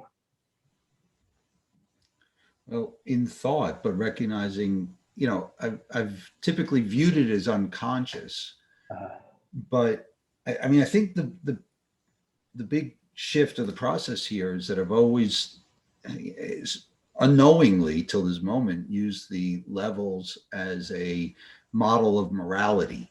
Yeah, yeah. And if we're looking at as functionality, then yeah, then it's different, because even when you put rotten decay, I've always kind of put that, well, it's a function, level 5, right? If we had to put a moral judgment on it. Yeah. Right. So that's interesting that you have to, yeah, that you have to be at 1 or 2 to commit evil, because you have to be at a certain level of consciousness to then choose evil. Yeah. Otherwise, you're just a machine. Just a machine In a role. different levels of machine. Yeah. Right? Some can be well educated in all kinds of spiritual arts, and Actually, still a machine cannot exist above level, but between the border of level 4, 5. Anything above, at or above level 4 cannot be a machine. Anything at or below level 5 cannot be conscious. All right. So It's the balance point there. Because we're saying at level 4, right? We have a level, by definition, is a level of consciousness at 4. It's the mental. Take for example, school, college, university. All right. University is kind of the classic example of what lives at level 5. You take a professor that's in a university, and there is a great deal of pressure on professors to publish, to have their works peer-reviewed, published, in certain journals, whatever the case might be. And if they don't, then they can range from anywhere from being fired to being stuffed in a little corner, and not doing much with their lives. And so this is where it's never like you're at level 5. You can never say that. What you can say is that you're based in level 5, for example, or 4 or 3 or 2. And being based there means that that's your 0 point, okay? And you will go down to 6 and up to 4 and so on and so forth. Now, an example of the very same professor in level 4, but living the university life. In other words, he's still teaching, but he's teaching because of his love and passion for the subject. If he writes, not because he has to write to be published, because the administration says you have to do this, but if he writes because of his love and inspiration of the thing itself, then that's dipping up or rising up into level 4. things. Now, what does it mean then? If you are based in level 4, that means that the majority of your life is driven by things like inspiration.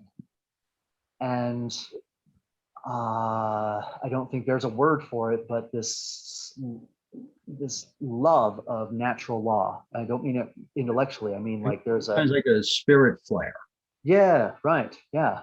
So if you're based in level 4, then yes, you're going to drop down to level 5, but you're also going to rise up to level 3, which is where actual personal religion begins to come into play. Not religion like, Catholicism or whatever, but so what does that mean for a person who is primarily based in level 4? They will at times get intellectual, and they will teach things.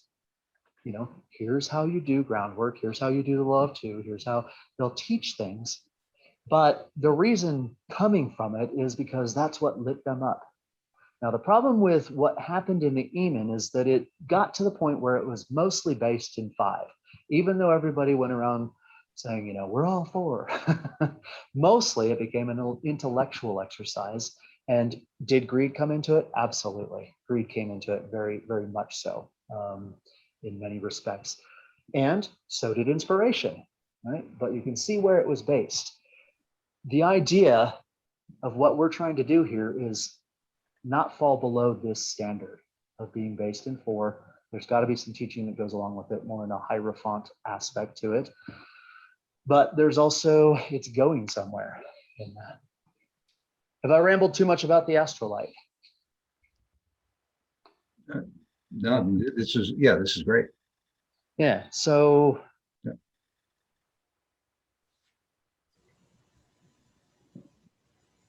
yeah, it really does come down to the idea of judgment versus assessment, because assessment will always have 2 aspects to it. This is the harm that it may cause another thing, and this is the good it may cause another thing.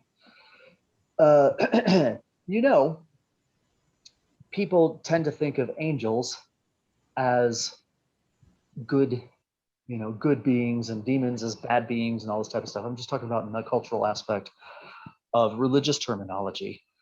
But if an angel attends you and you are not regenerative in yourself, it will destroy you, because you're fuel for it. Whatever content you've worked for, whatever you have built up in yourself that is not in excess of what you can contain, will be taken from you.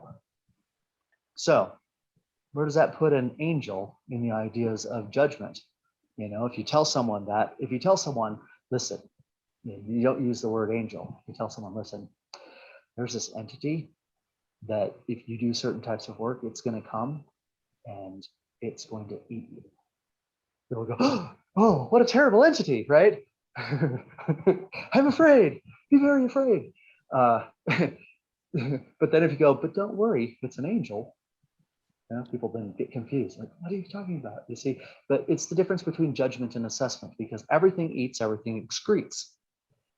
What eats you and what you excrete out is going to show you what your level is in something. And the fact that angels eat us means that we're higher than they are. They're not going to eat something lower, are they? No. I'm just trying to open up some perspectives here. Mark, where does this leave you?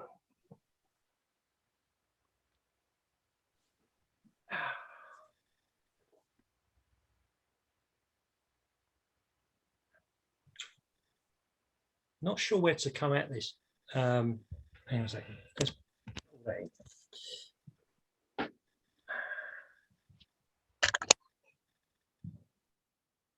Yeah, this whole thing about not just angels, but all kinds of entities coming to feed off a person. Yeah.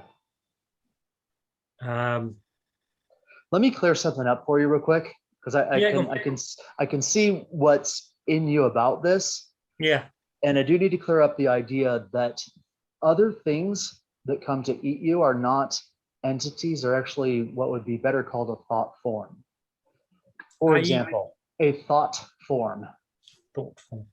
What Okay. happens, in the esoteric aspects of Judaism, like Kabbalah and those sorts of things, they have this idea called a golem. Do you know what a golem is? Anyone? Yeah, it's something that's pretty well. The understanding that I have is that it's something that is pretty coarse and low. Yeah, what Will it is, come and clean a person up by taking away the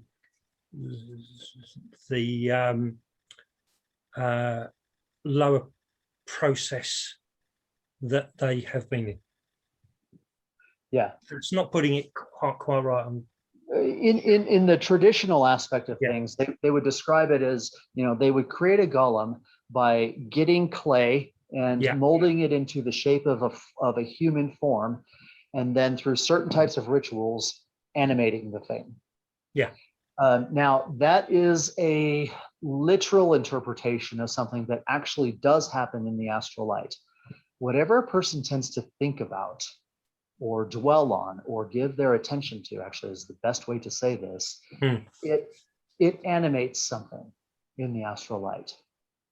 Now, that doesn't mean that it is an entity. So if you take like this bank of force in the astral light called greed, for example, okay? Yeah. It is not entitized from the standpoint that you are, or an angel is, or anything like that. What it is, it's like a golem. It's made out of clay, and it's made out of this particular, actually, it's made out of the substance of the etheric, okay, because of how the etheric works. It has an animated embodiment that attaches, but it has no intelligence whatsoever outside of what it has been fed to do. And this is why, like, it's so very, very important in time to guard what you allow yourself to think about, because if you have animosity towards somebody, what's going to happen is the opposite of what you would expect. People have this idea of like voodoo or whatever the case is, where they think they can do some sort of harm to something, sticking pins in the doll or whatever. But what happens electrically is they let go of some of their etheric energy, and then they animate it with their own consciousness. And that consciousness is what keeps it as a form in the astral light. But here's what happens. It travels all the way across, the world, or wherever the thing is that it was sent out to do harm to.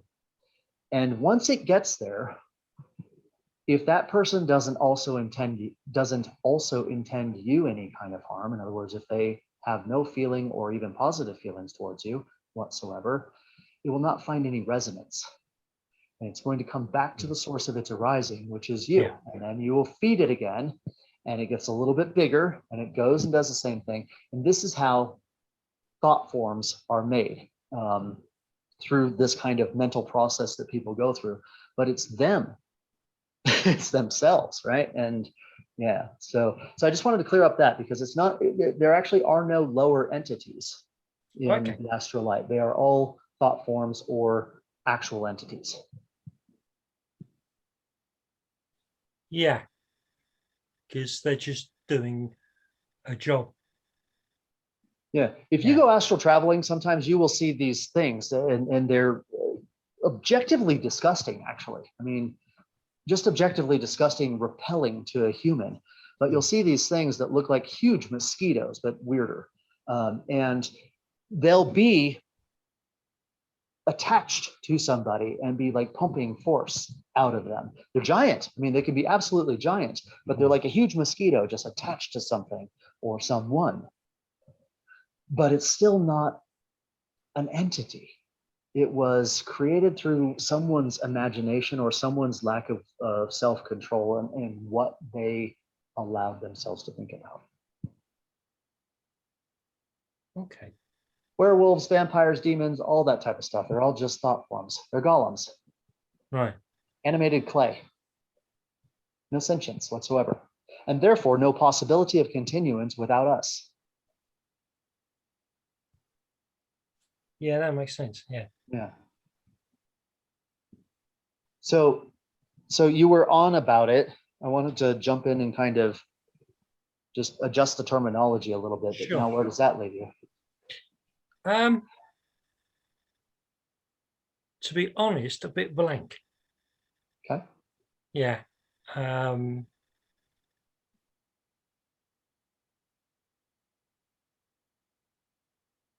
Because I think that part of the misunderstanding that I have, and I think a lot of people, is you hear different terms like essence, elemental, fairies, now thought forms, and not really having an understanding as to what the difference is Mhm, between those things, mhm.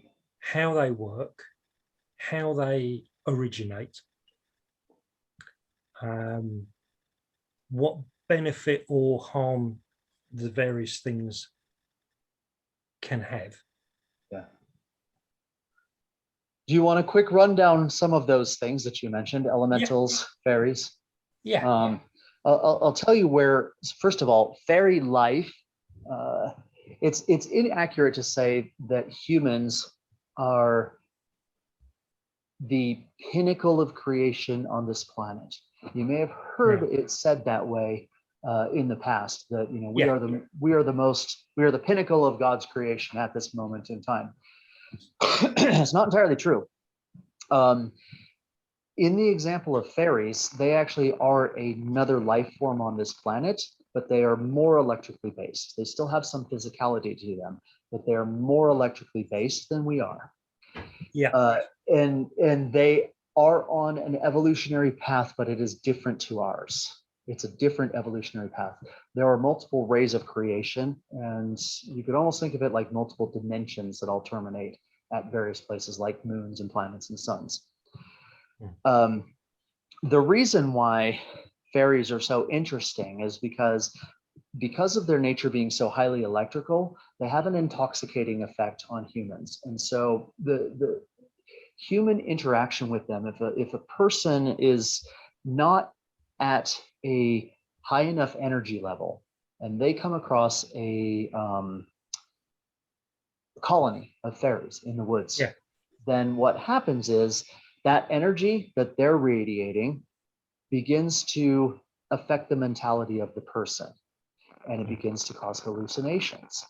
And it can do this for days and days and days on end, where they just kind of blank out and they have this hallucination of this whole land, of something actually happening and taking place.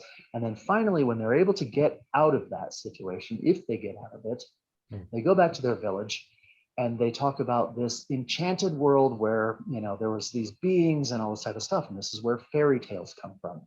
But it's really just a mechanical process of dealing with something that is of a different order or a different level, that is using this planet as also a development platform and being in the wash of this type of thing. It is also entirely possible to encounter fairy life and be either at their level or higher than their level and not be affected in that way.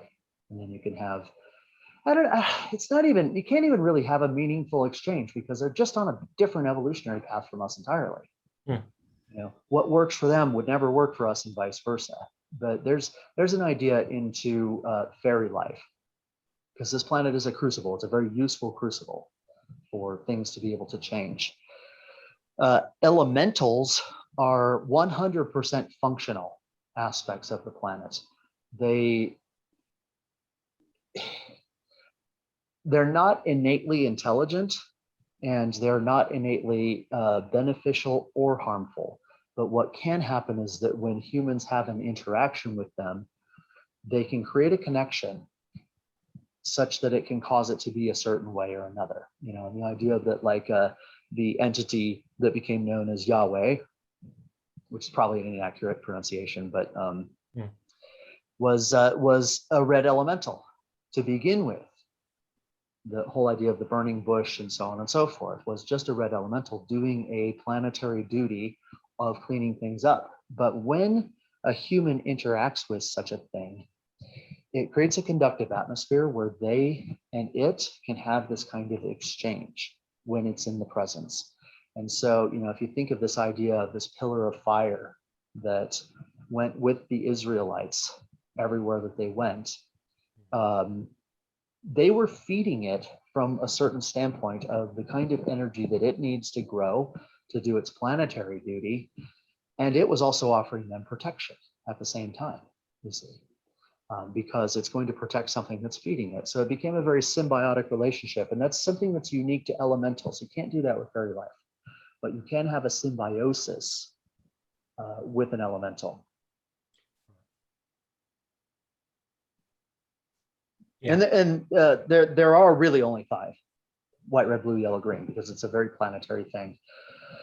For example, a red elemental goes around the planet and eats things that are staticky. That's its job. It's just to break it up and disperse it and that sort of thing. Yeah. A yellow elemental has a completely different function, as does a green.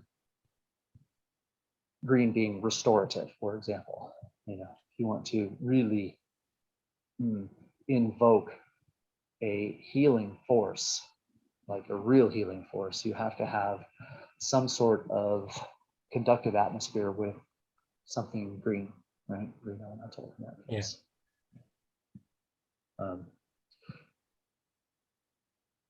Does that at least help locate some things? Yes, it does. Yeah. It's very much a way of opening up, looking into it much further. Yeah. From the standpoint of understanding what is beneficial, what isn't at this time, which could change in the future. Yeah. I think a criteria, I'm a very occult person, like occult, not meaning dealing in things with the occult, but very occult in myself. It's my nature. So these things are very near and dear to me personally, from the standpoint of my own self-development journey. And I can speak about these things, and I wouldn't talk to you if I didn't have some interaction with these things. Sure. I would say I don't know, honestly. But a criteria to keep in mind when dealing with things that are very occult like this, like fairies and elementals and dragons and griffins and all sorts of other things, is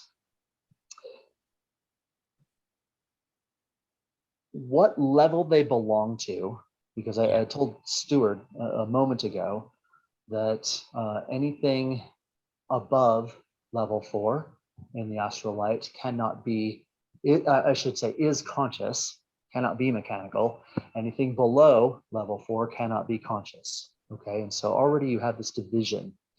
And if you encounter something, you need to determine for yourself, if you don't know what it is, first of all, whether it is conscious or not. Yes. If it is mechanical, then it belongs to 5, 6, or 7 of the astral light. Okay, if it is conscious, it's 4, 3, 2, or 1. 1 doesn't show up here. 1 just doesn't.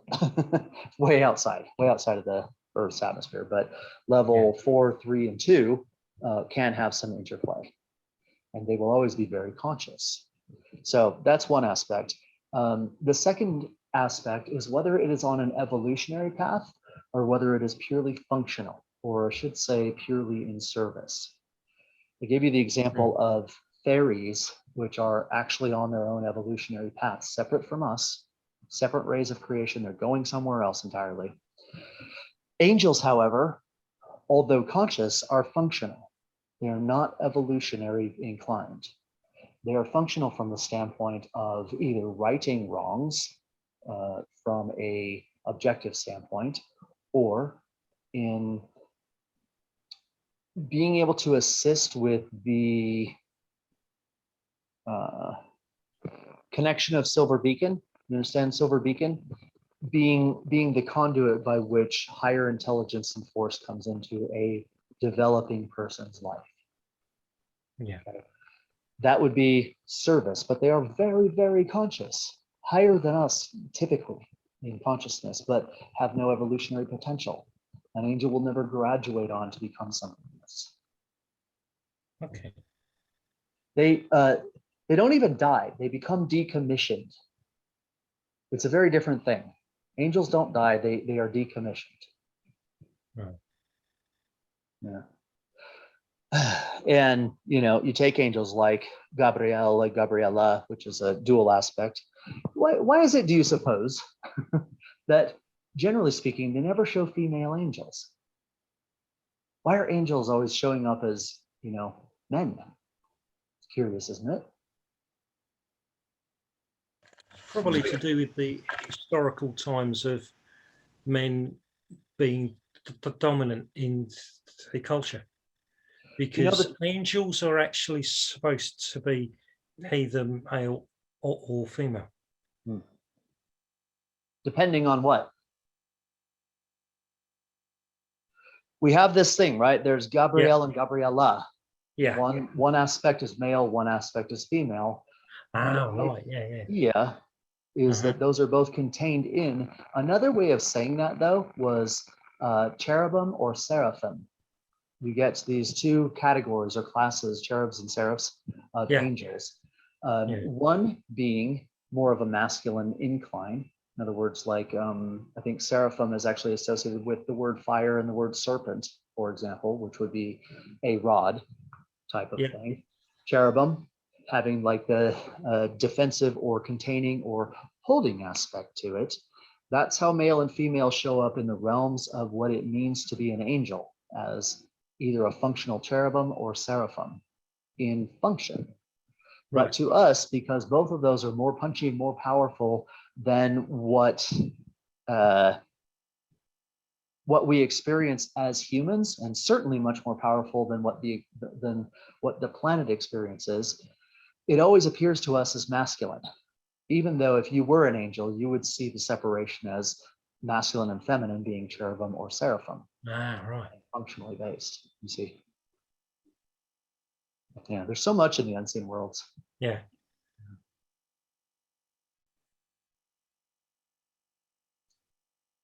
Is this useful?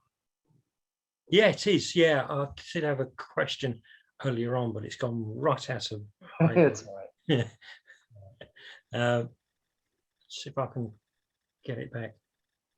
I'm gonna let you tinker with the question. It'll come into your mind probably soon. Yeah. Touch base with Kimberly. Kimberly, how is this with you?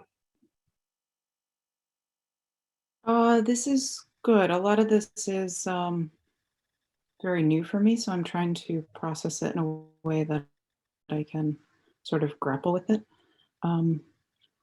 Some things are different than what I've heard in the past. Other things are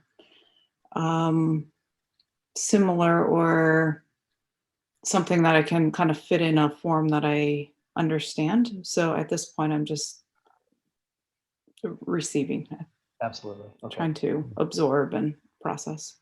Yeah, a good kind of internal stance would just be sort of allowing yourself to be in the wash of it, because there's definitely going to be things where it's like, what in the hell is he talking about right now? That sort of thing. So, but always please feel free to jump in with any questions. I think you're seeing from my style that's actually this kind of interchange really works very well. Thank you. Right. Stuart, I launched off of something you said and took a very long, wide run with it. Sure. Where are you with it now? Well, just really digesting the level 4, level 5 and consciousness. It really is, it kind of is just totally rewriting something that, I mean, while I haven't necessarily visited in many years, it's just like, it's a rethink, and yet it makes a lot of sense. Yeah, the reason why I had said that it's impossible for a person to actually do harm or sin or do evil, being anything less than a level 2 or 3 type of entity, really has to do with the whole concept that a person below a certain level doesn't do anything. You've probably heard the expression in the past of not judging people, but taking an assessment of what is going through somebody. Yeah. So if someone is feeling argumentative, what it means is that they are eating the fuel of argumentation or arguing in the astral light. It's what's going through them. You never, how do I put this? This is a difficult thing to express. That only applies, what's going through a person only applies at levels 5, 6, and 7 of the astral light, because that is the level where you are literally a processing machine of some sort of force for the universe or for the planet or even for the moon. The language that comes to mind uses what has someone. Yeah. Right. What's eating you? We even have that expression, right? What's eating you today? Yeah, it's very, very true. But when you get to the ideas of level 4, 3, 2, and 1 of the astral light, it is no longer something processing through you as much as it becomes an interplay of things and a mutual enhancing aspect. It's not what's processing through you, it's what's being generated between you. Yeah. There's a term that, totally unrelated to this work, but I heard that stuck with me this week in a YouTube video, was living in grace. Oh. And it was actually it's kind of a scientific experiment of, in a lab, people were given an exam, let's say it was a 100-question exam, and then somewhere midway, as if it was a computer glitch, they had access to the answers so that they could cheat. And then they were monitoring brain function, right? So who would do it and who wouldn't, and it had to do with activity in the frontal lobe. Yeah. But they found with it, some people didn't fit into the pattern of cheating or not cheating with the activity in the frontal lobe. And when they kind of pursued that, right, people just chose not to cheat because you simply wouldn't do that. And they defined it as living in grace. Interesting. And I say that when you say that interplay, because when I gave it that language and I was observing myself like yesterday on a bike ride and noticing even I had a thing going through and, I was annoyed at something at work. And at the same time, the grace of riding in nature and the birds and the flowers was going on simultaneously. And it did feel like an interplay. My mind was doing its thing, but I had an interplay. See, and this is an important aspect of this work too, because, a great deal of the origins of this as it appeared in the 1970s had to do with Gurdjieff and the fourth way type of stuff. The problem is that it just flat out doesn't work, the fourth way. It would work if people had enough energy to begin with to do it. It would very much work. The idea of self-observation and self-remembering and all of those types of things are spot on. Absolutely would work. The problem is that we are so deficit in our energies to begin with that it can't get us there. And so the idea behind this type of way, as it's differed from Gurdjieff and the fourth way, is that we try to put ourselves in a situation where we can have an interplay with something of a higher order, higher nature than where we're currently at, and then absorb and keep what remains from that interaction. And so it's a bit of a new paradigm. So you're going to run across a lot of the same language, a lot of the same ideas, but the methodology itself is completely different from that standpoint. Yeah. Who here is familiar with Gurdjieff fourth way kind of stuff? No? Sachin?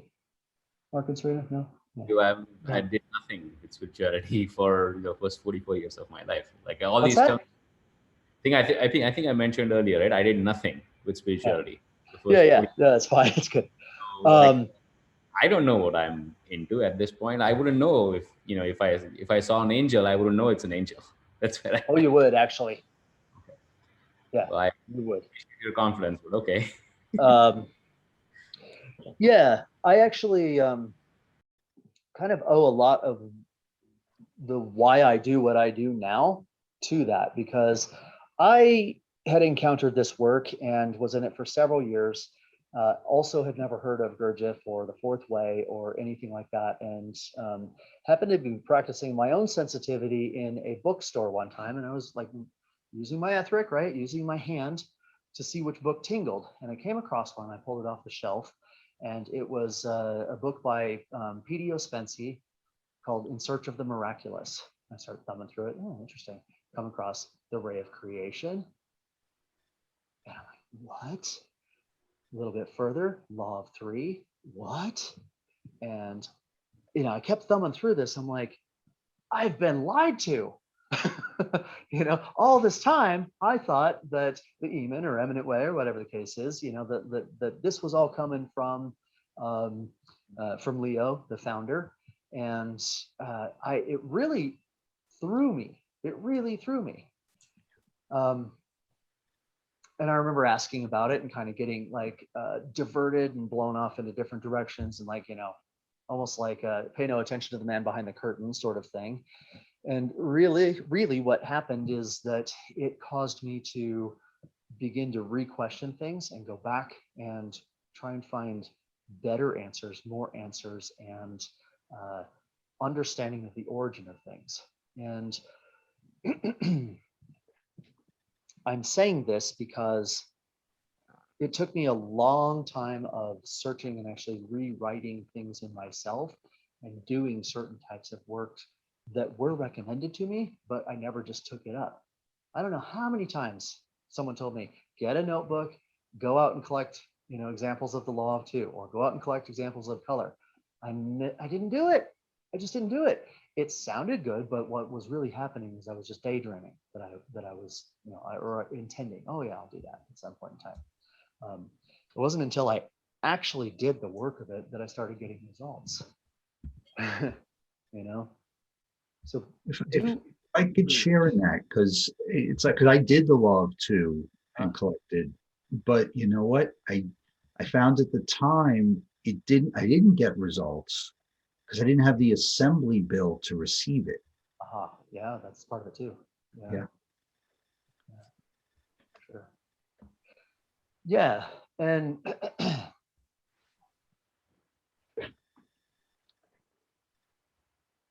yeah, it's just very, very important to me that as we begin this kind of new endeavor, that we keep things on solid footing from the standpoint of not just throwing things in there like they're already known and that they're already doable, and actually taking the time to pick it apart. That's why I was sort of picking on the Alpha Curio bet earlier, which Sachin and Kimberly, the Alpha Curio bet is a series of works done into the actual essence, nature, and core of the letters of the English alphabet.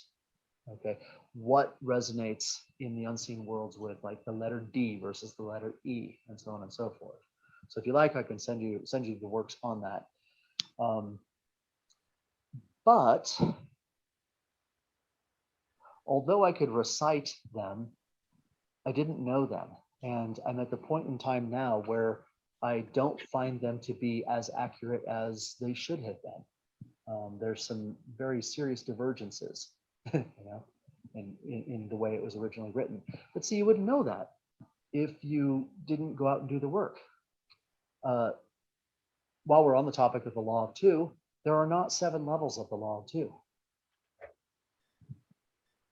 Over and under compensation, solvent, coagula, pitching and yawing, balance and movement, all these types of things. You've probably heard the 7 levels of the law of two. There aren't. It's just the way that it shows up. There are 2 levels of law of two, and it is always pitch and yaw. And in some situations, that shows up as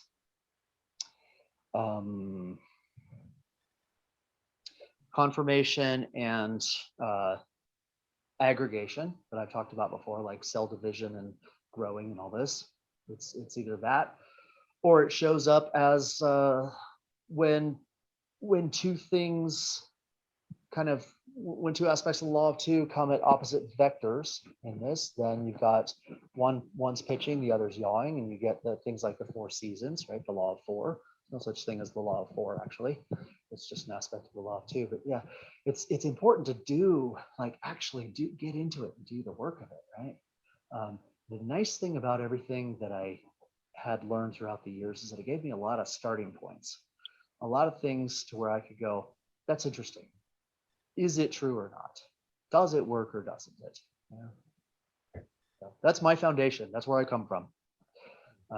My lessons are quite likely a lot simpler in many respects than things that some of you have had in the past, but I try my hardest to avoid things I don't know. And if I don't know, I will always tell you, I heard this, or this is what I've been told. If I don't preface it like that, then it's something that I've actually looked into. And still am. Here's the thing too, when you make a discovery, this goes back to a fuel called inspiration. The way I draw out the table of hydrogens, I know you guys have seen this many times before, right? 3 becoming 6, becoming 12, and so on. I know you guys have seen me do this diagram. This is the result of a particular type of work that Pleiades and I did upstairs in the living room. I've got like a chalkboard in every room in the house, but trying to work into it because I could sense that there was more to it that I just wasn't getting. And every time I would draw a diagram, like for instance, I tried to draw the world 6 like this, which is valid to some in some respects, but when you get down into the number of triangles that really show up in there and the number of influences and forces and how things balance and how things counterbalance and come together, it doesn't work. And so I just kept erasing the board, and I tried this symbol and try that symbol and try this symbol and that symbol, and finally landed on something that actually explains every aspect of the law of three and the ray of creation and the various worlds. And I'll tell you what's more important than going through, what's more important than just kind of digging for the knowledge of it is how it sat with me emotionally. Because once it clicked and everything came together, after hours and hours and hours of struggling with it, there was a invigorating relief that just came, where it brought with it more understandings and deeper understandings about it, and more of a connection. And that is what drives evolution, this type of conscious evolution that we are going after, presumably. That's a very, very high fuel, inspiration. And when you have those moments that you get lit up about something, don't let go. Keep it. Keep working it until it becomes a part of you. And I know no one ever had the ray of creation or the hydrogen lessons in this form. Right? This is how this life tends to express that, and it's something that it connected to in that.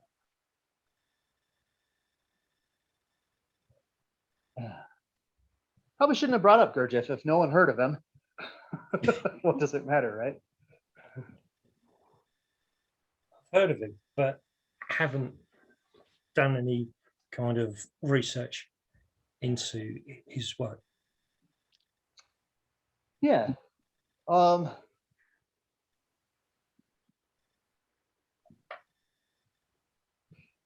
Yeah, he's definitely a bit of a mystery, and also appeared very much like Leo, not physically, but just from the standpoint of what the type of presence he carried in anecdotal stories and that sort of thing. Very much the same. And it's certainly not his fault that the fourth way didn't work. It's just a matter of things have to keep changing, you know. I'm 100% convinced that this probably won't work in another 100 years, this particular way. Got to keep digging for it. Yeah, would you say that it didn't work, or or or did it work for its time? Well, it only worked for as long as he was around. Right. Okay. Yeah, like you take people like Maurice Nicoll and Ouspensky and A.R. Orridge and all of these people. They definitely, just based on their writings and things that they have done, they definitely achieved something Yeah. with it. A certain level of development that is very palpable and very obvious. But after Gurdjieff died, then that signal had to go back to the source of its arising. Yeah. I mean, if I can then it offer, went into repetition. yeah, if I can offer experience, because Nicoll was rooted here in New York, and there are groups that still exist. And I've been to some, and I do agree, compared to Eamon meetings I've been in, night and day. But I did go to a movement event that was absolutely stunning. Yeah. I mean, I felt like it was otherworldly, like the So the atmosphere. reason for that, though, is because that actually offers it anchorage. Being able to see, the problem is people believe that thinking about something is the same as doing something, and it's not. Most of what the Gurdjieff Fourth Way type of stuff that's still floating around is purely intellectual. But Yeah. when you're doing the movements and all that type of thing, yeah, it is very it's anchored. It was one of the most amazing, if not the most amazing ecology atmosphere that I've been in. Yeah. Yeah. This has to do with I mean, it's mumming is what it is. It's mumming, very significantly. Yeah, I'm not trying to pick on it. I'm really not. I think it's from a historical standpoint alone, it's very interesting to see. And when and if and whether you decide to get deeper into certain types of or methods of investigation, like from an astral content or being able to do what they call read the Akashic records, and you go into what the Sarmong Society actually was, or the Sarmong Brotherhood actually was, which is something that where Gurdjieff claimed to have gained his training. Yeah, it's very potent, very powerful. That's still around. That aspect of things still around. In fact, this work we do is very much connected to it. All right. Any final wrap-ups? I feel like this has been, I hope this has been useful. Today, I just wanted to throw a bunch of things out there and see what we could get into. I hope you're okay with that. Some days will be like that. Other days I'll have something very specific that I wish to accomplish. Useful, hopefully. Yeah. Potentially a bit scattered. I understand that.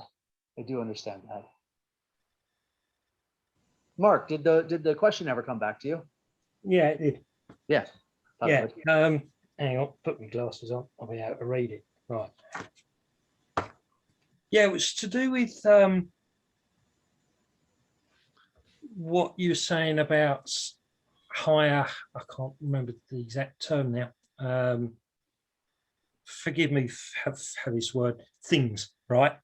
Yeah. That aren't able to evolute, but they come to deal with humans, so that they can evolute.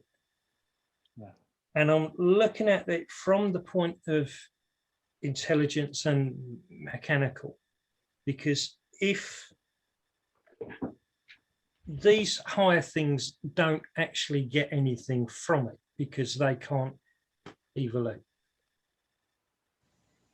why do they choose to deal with humans that have done sufficient work for them to want to come and join those? What do they get out of it? Yeah, sorry, that's bottom line. Yeah. I think that is an extremely insightful question and also very timely from the standpoint of, I can answer it best this way. Why does light move at 186,282 miles per second? because the answer is the same. It is what it does. Hmm. Why does your heart beat? What's its agenda, right? What's its motive in it? Because the answer is the same. It's part of an ecology. It's part of the ecology of creation, and each thing Right. has a particular role. You know that most of your cells are constantly being renewed, regenerated over and over and over again, many, many, many thousands of times in your life. Some of them last up to 7 years, but then there are also some in you that are eternal by comparison. If you think of a cell in your forearm, for instance, only lasts maximum 7 years before it falls into a pattern of recurrence and another one takes its place. Yes. Yeah.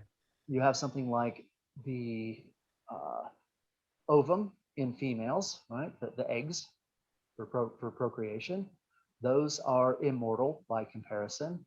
And certain areas of the brain cells, certain areas are also immortal by comparison because they can literally live 80 plus years compared to a few minutes to several years.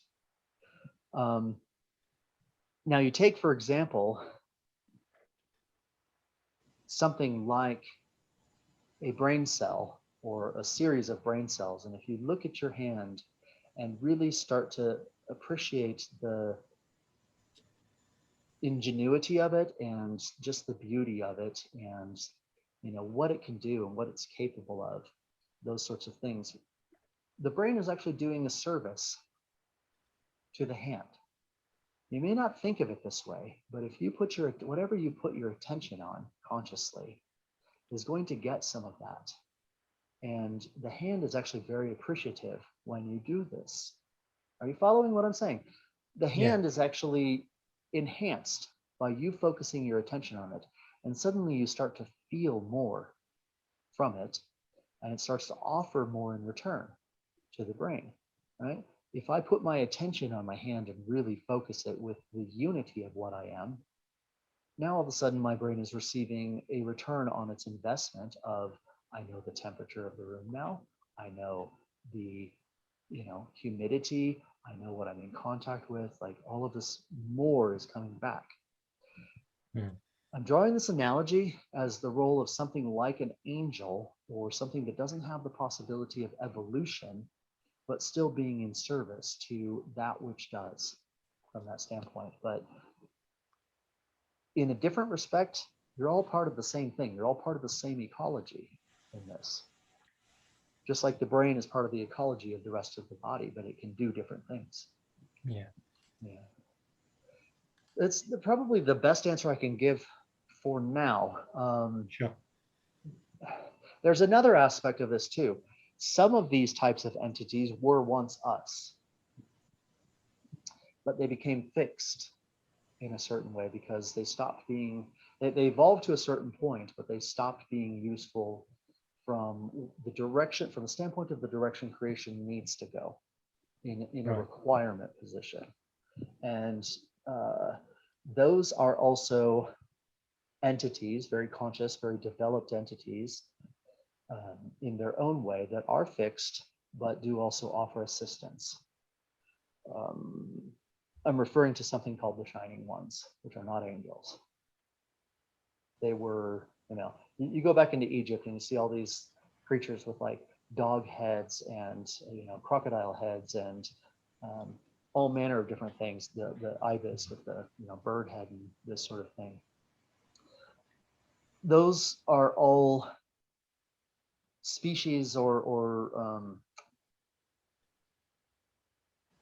those were attempts by creation to make something new that ultimately they very much were human, but they evolved to a certain point and they could not go any farther than what they did. And so, when you get these stories of the Shining Ones coming in, and later they got translated as gods. They're not gods. They were just like us at one point in time, just became fixed. And now their electrical form can come and deal with you and kind of help to correct some things because we're still not even quite to where they became fixed. They can help in that regard. So Yeah, there's so much out there about it. Yeah, thank you. But yeah, from a motive standpoint, it's like, it really is, the answer is, it's the same motive as why your heart keeps beating. You know, it's part of that ecology, Right. and it's what it's designed to do. Okay. Thank you. And you know, I mean, forget about shining ones for a moment, because there are certain people that end up coming back to this planet as service also, you know, and you don't know who it could be.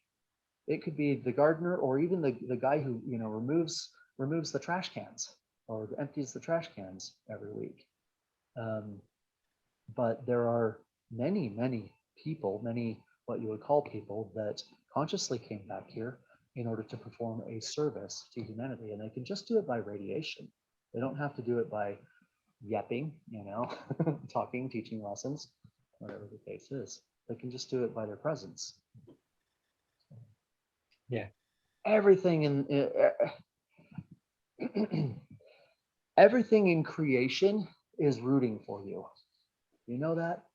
Absolutely everything in creation. And I can say that honestly because anything that's not rooting for you is not conscious. So I don't have to count that. I don't have to count the things below level 5 in the astral light.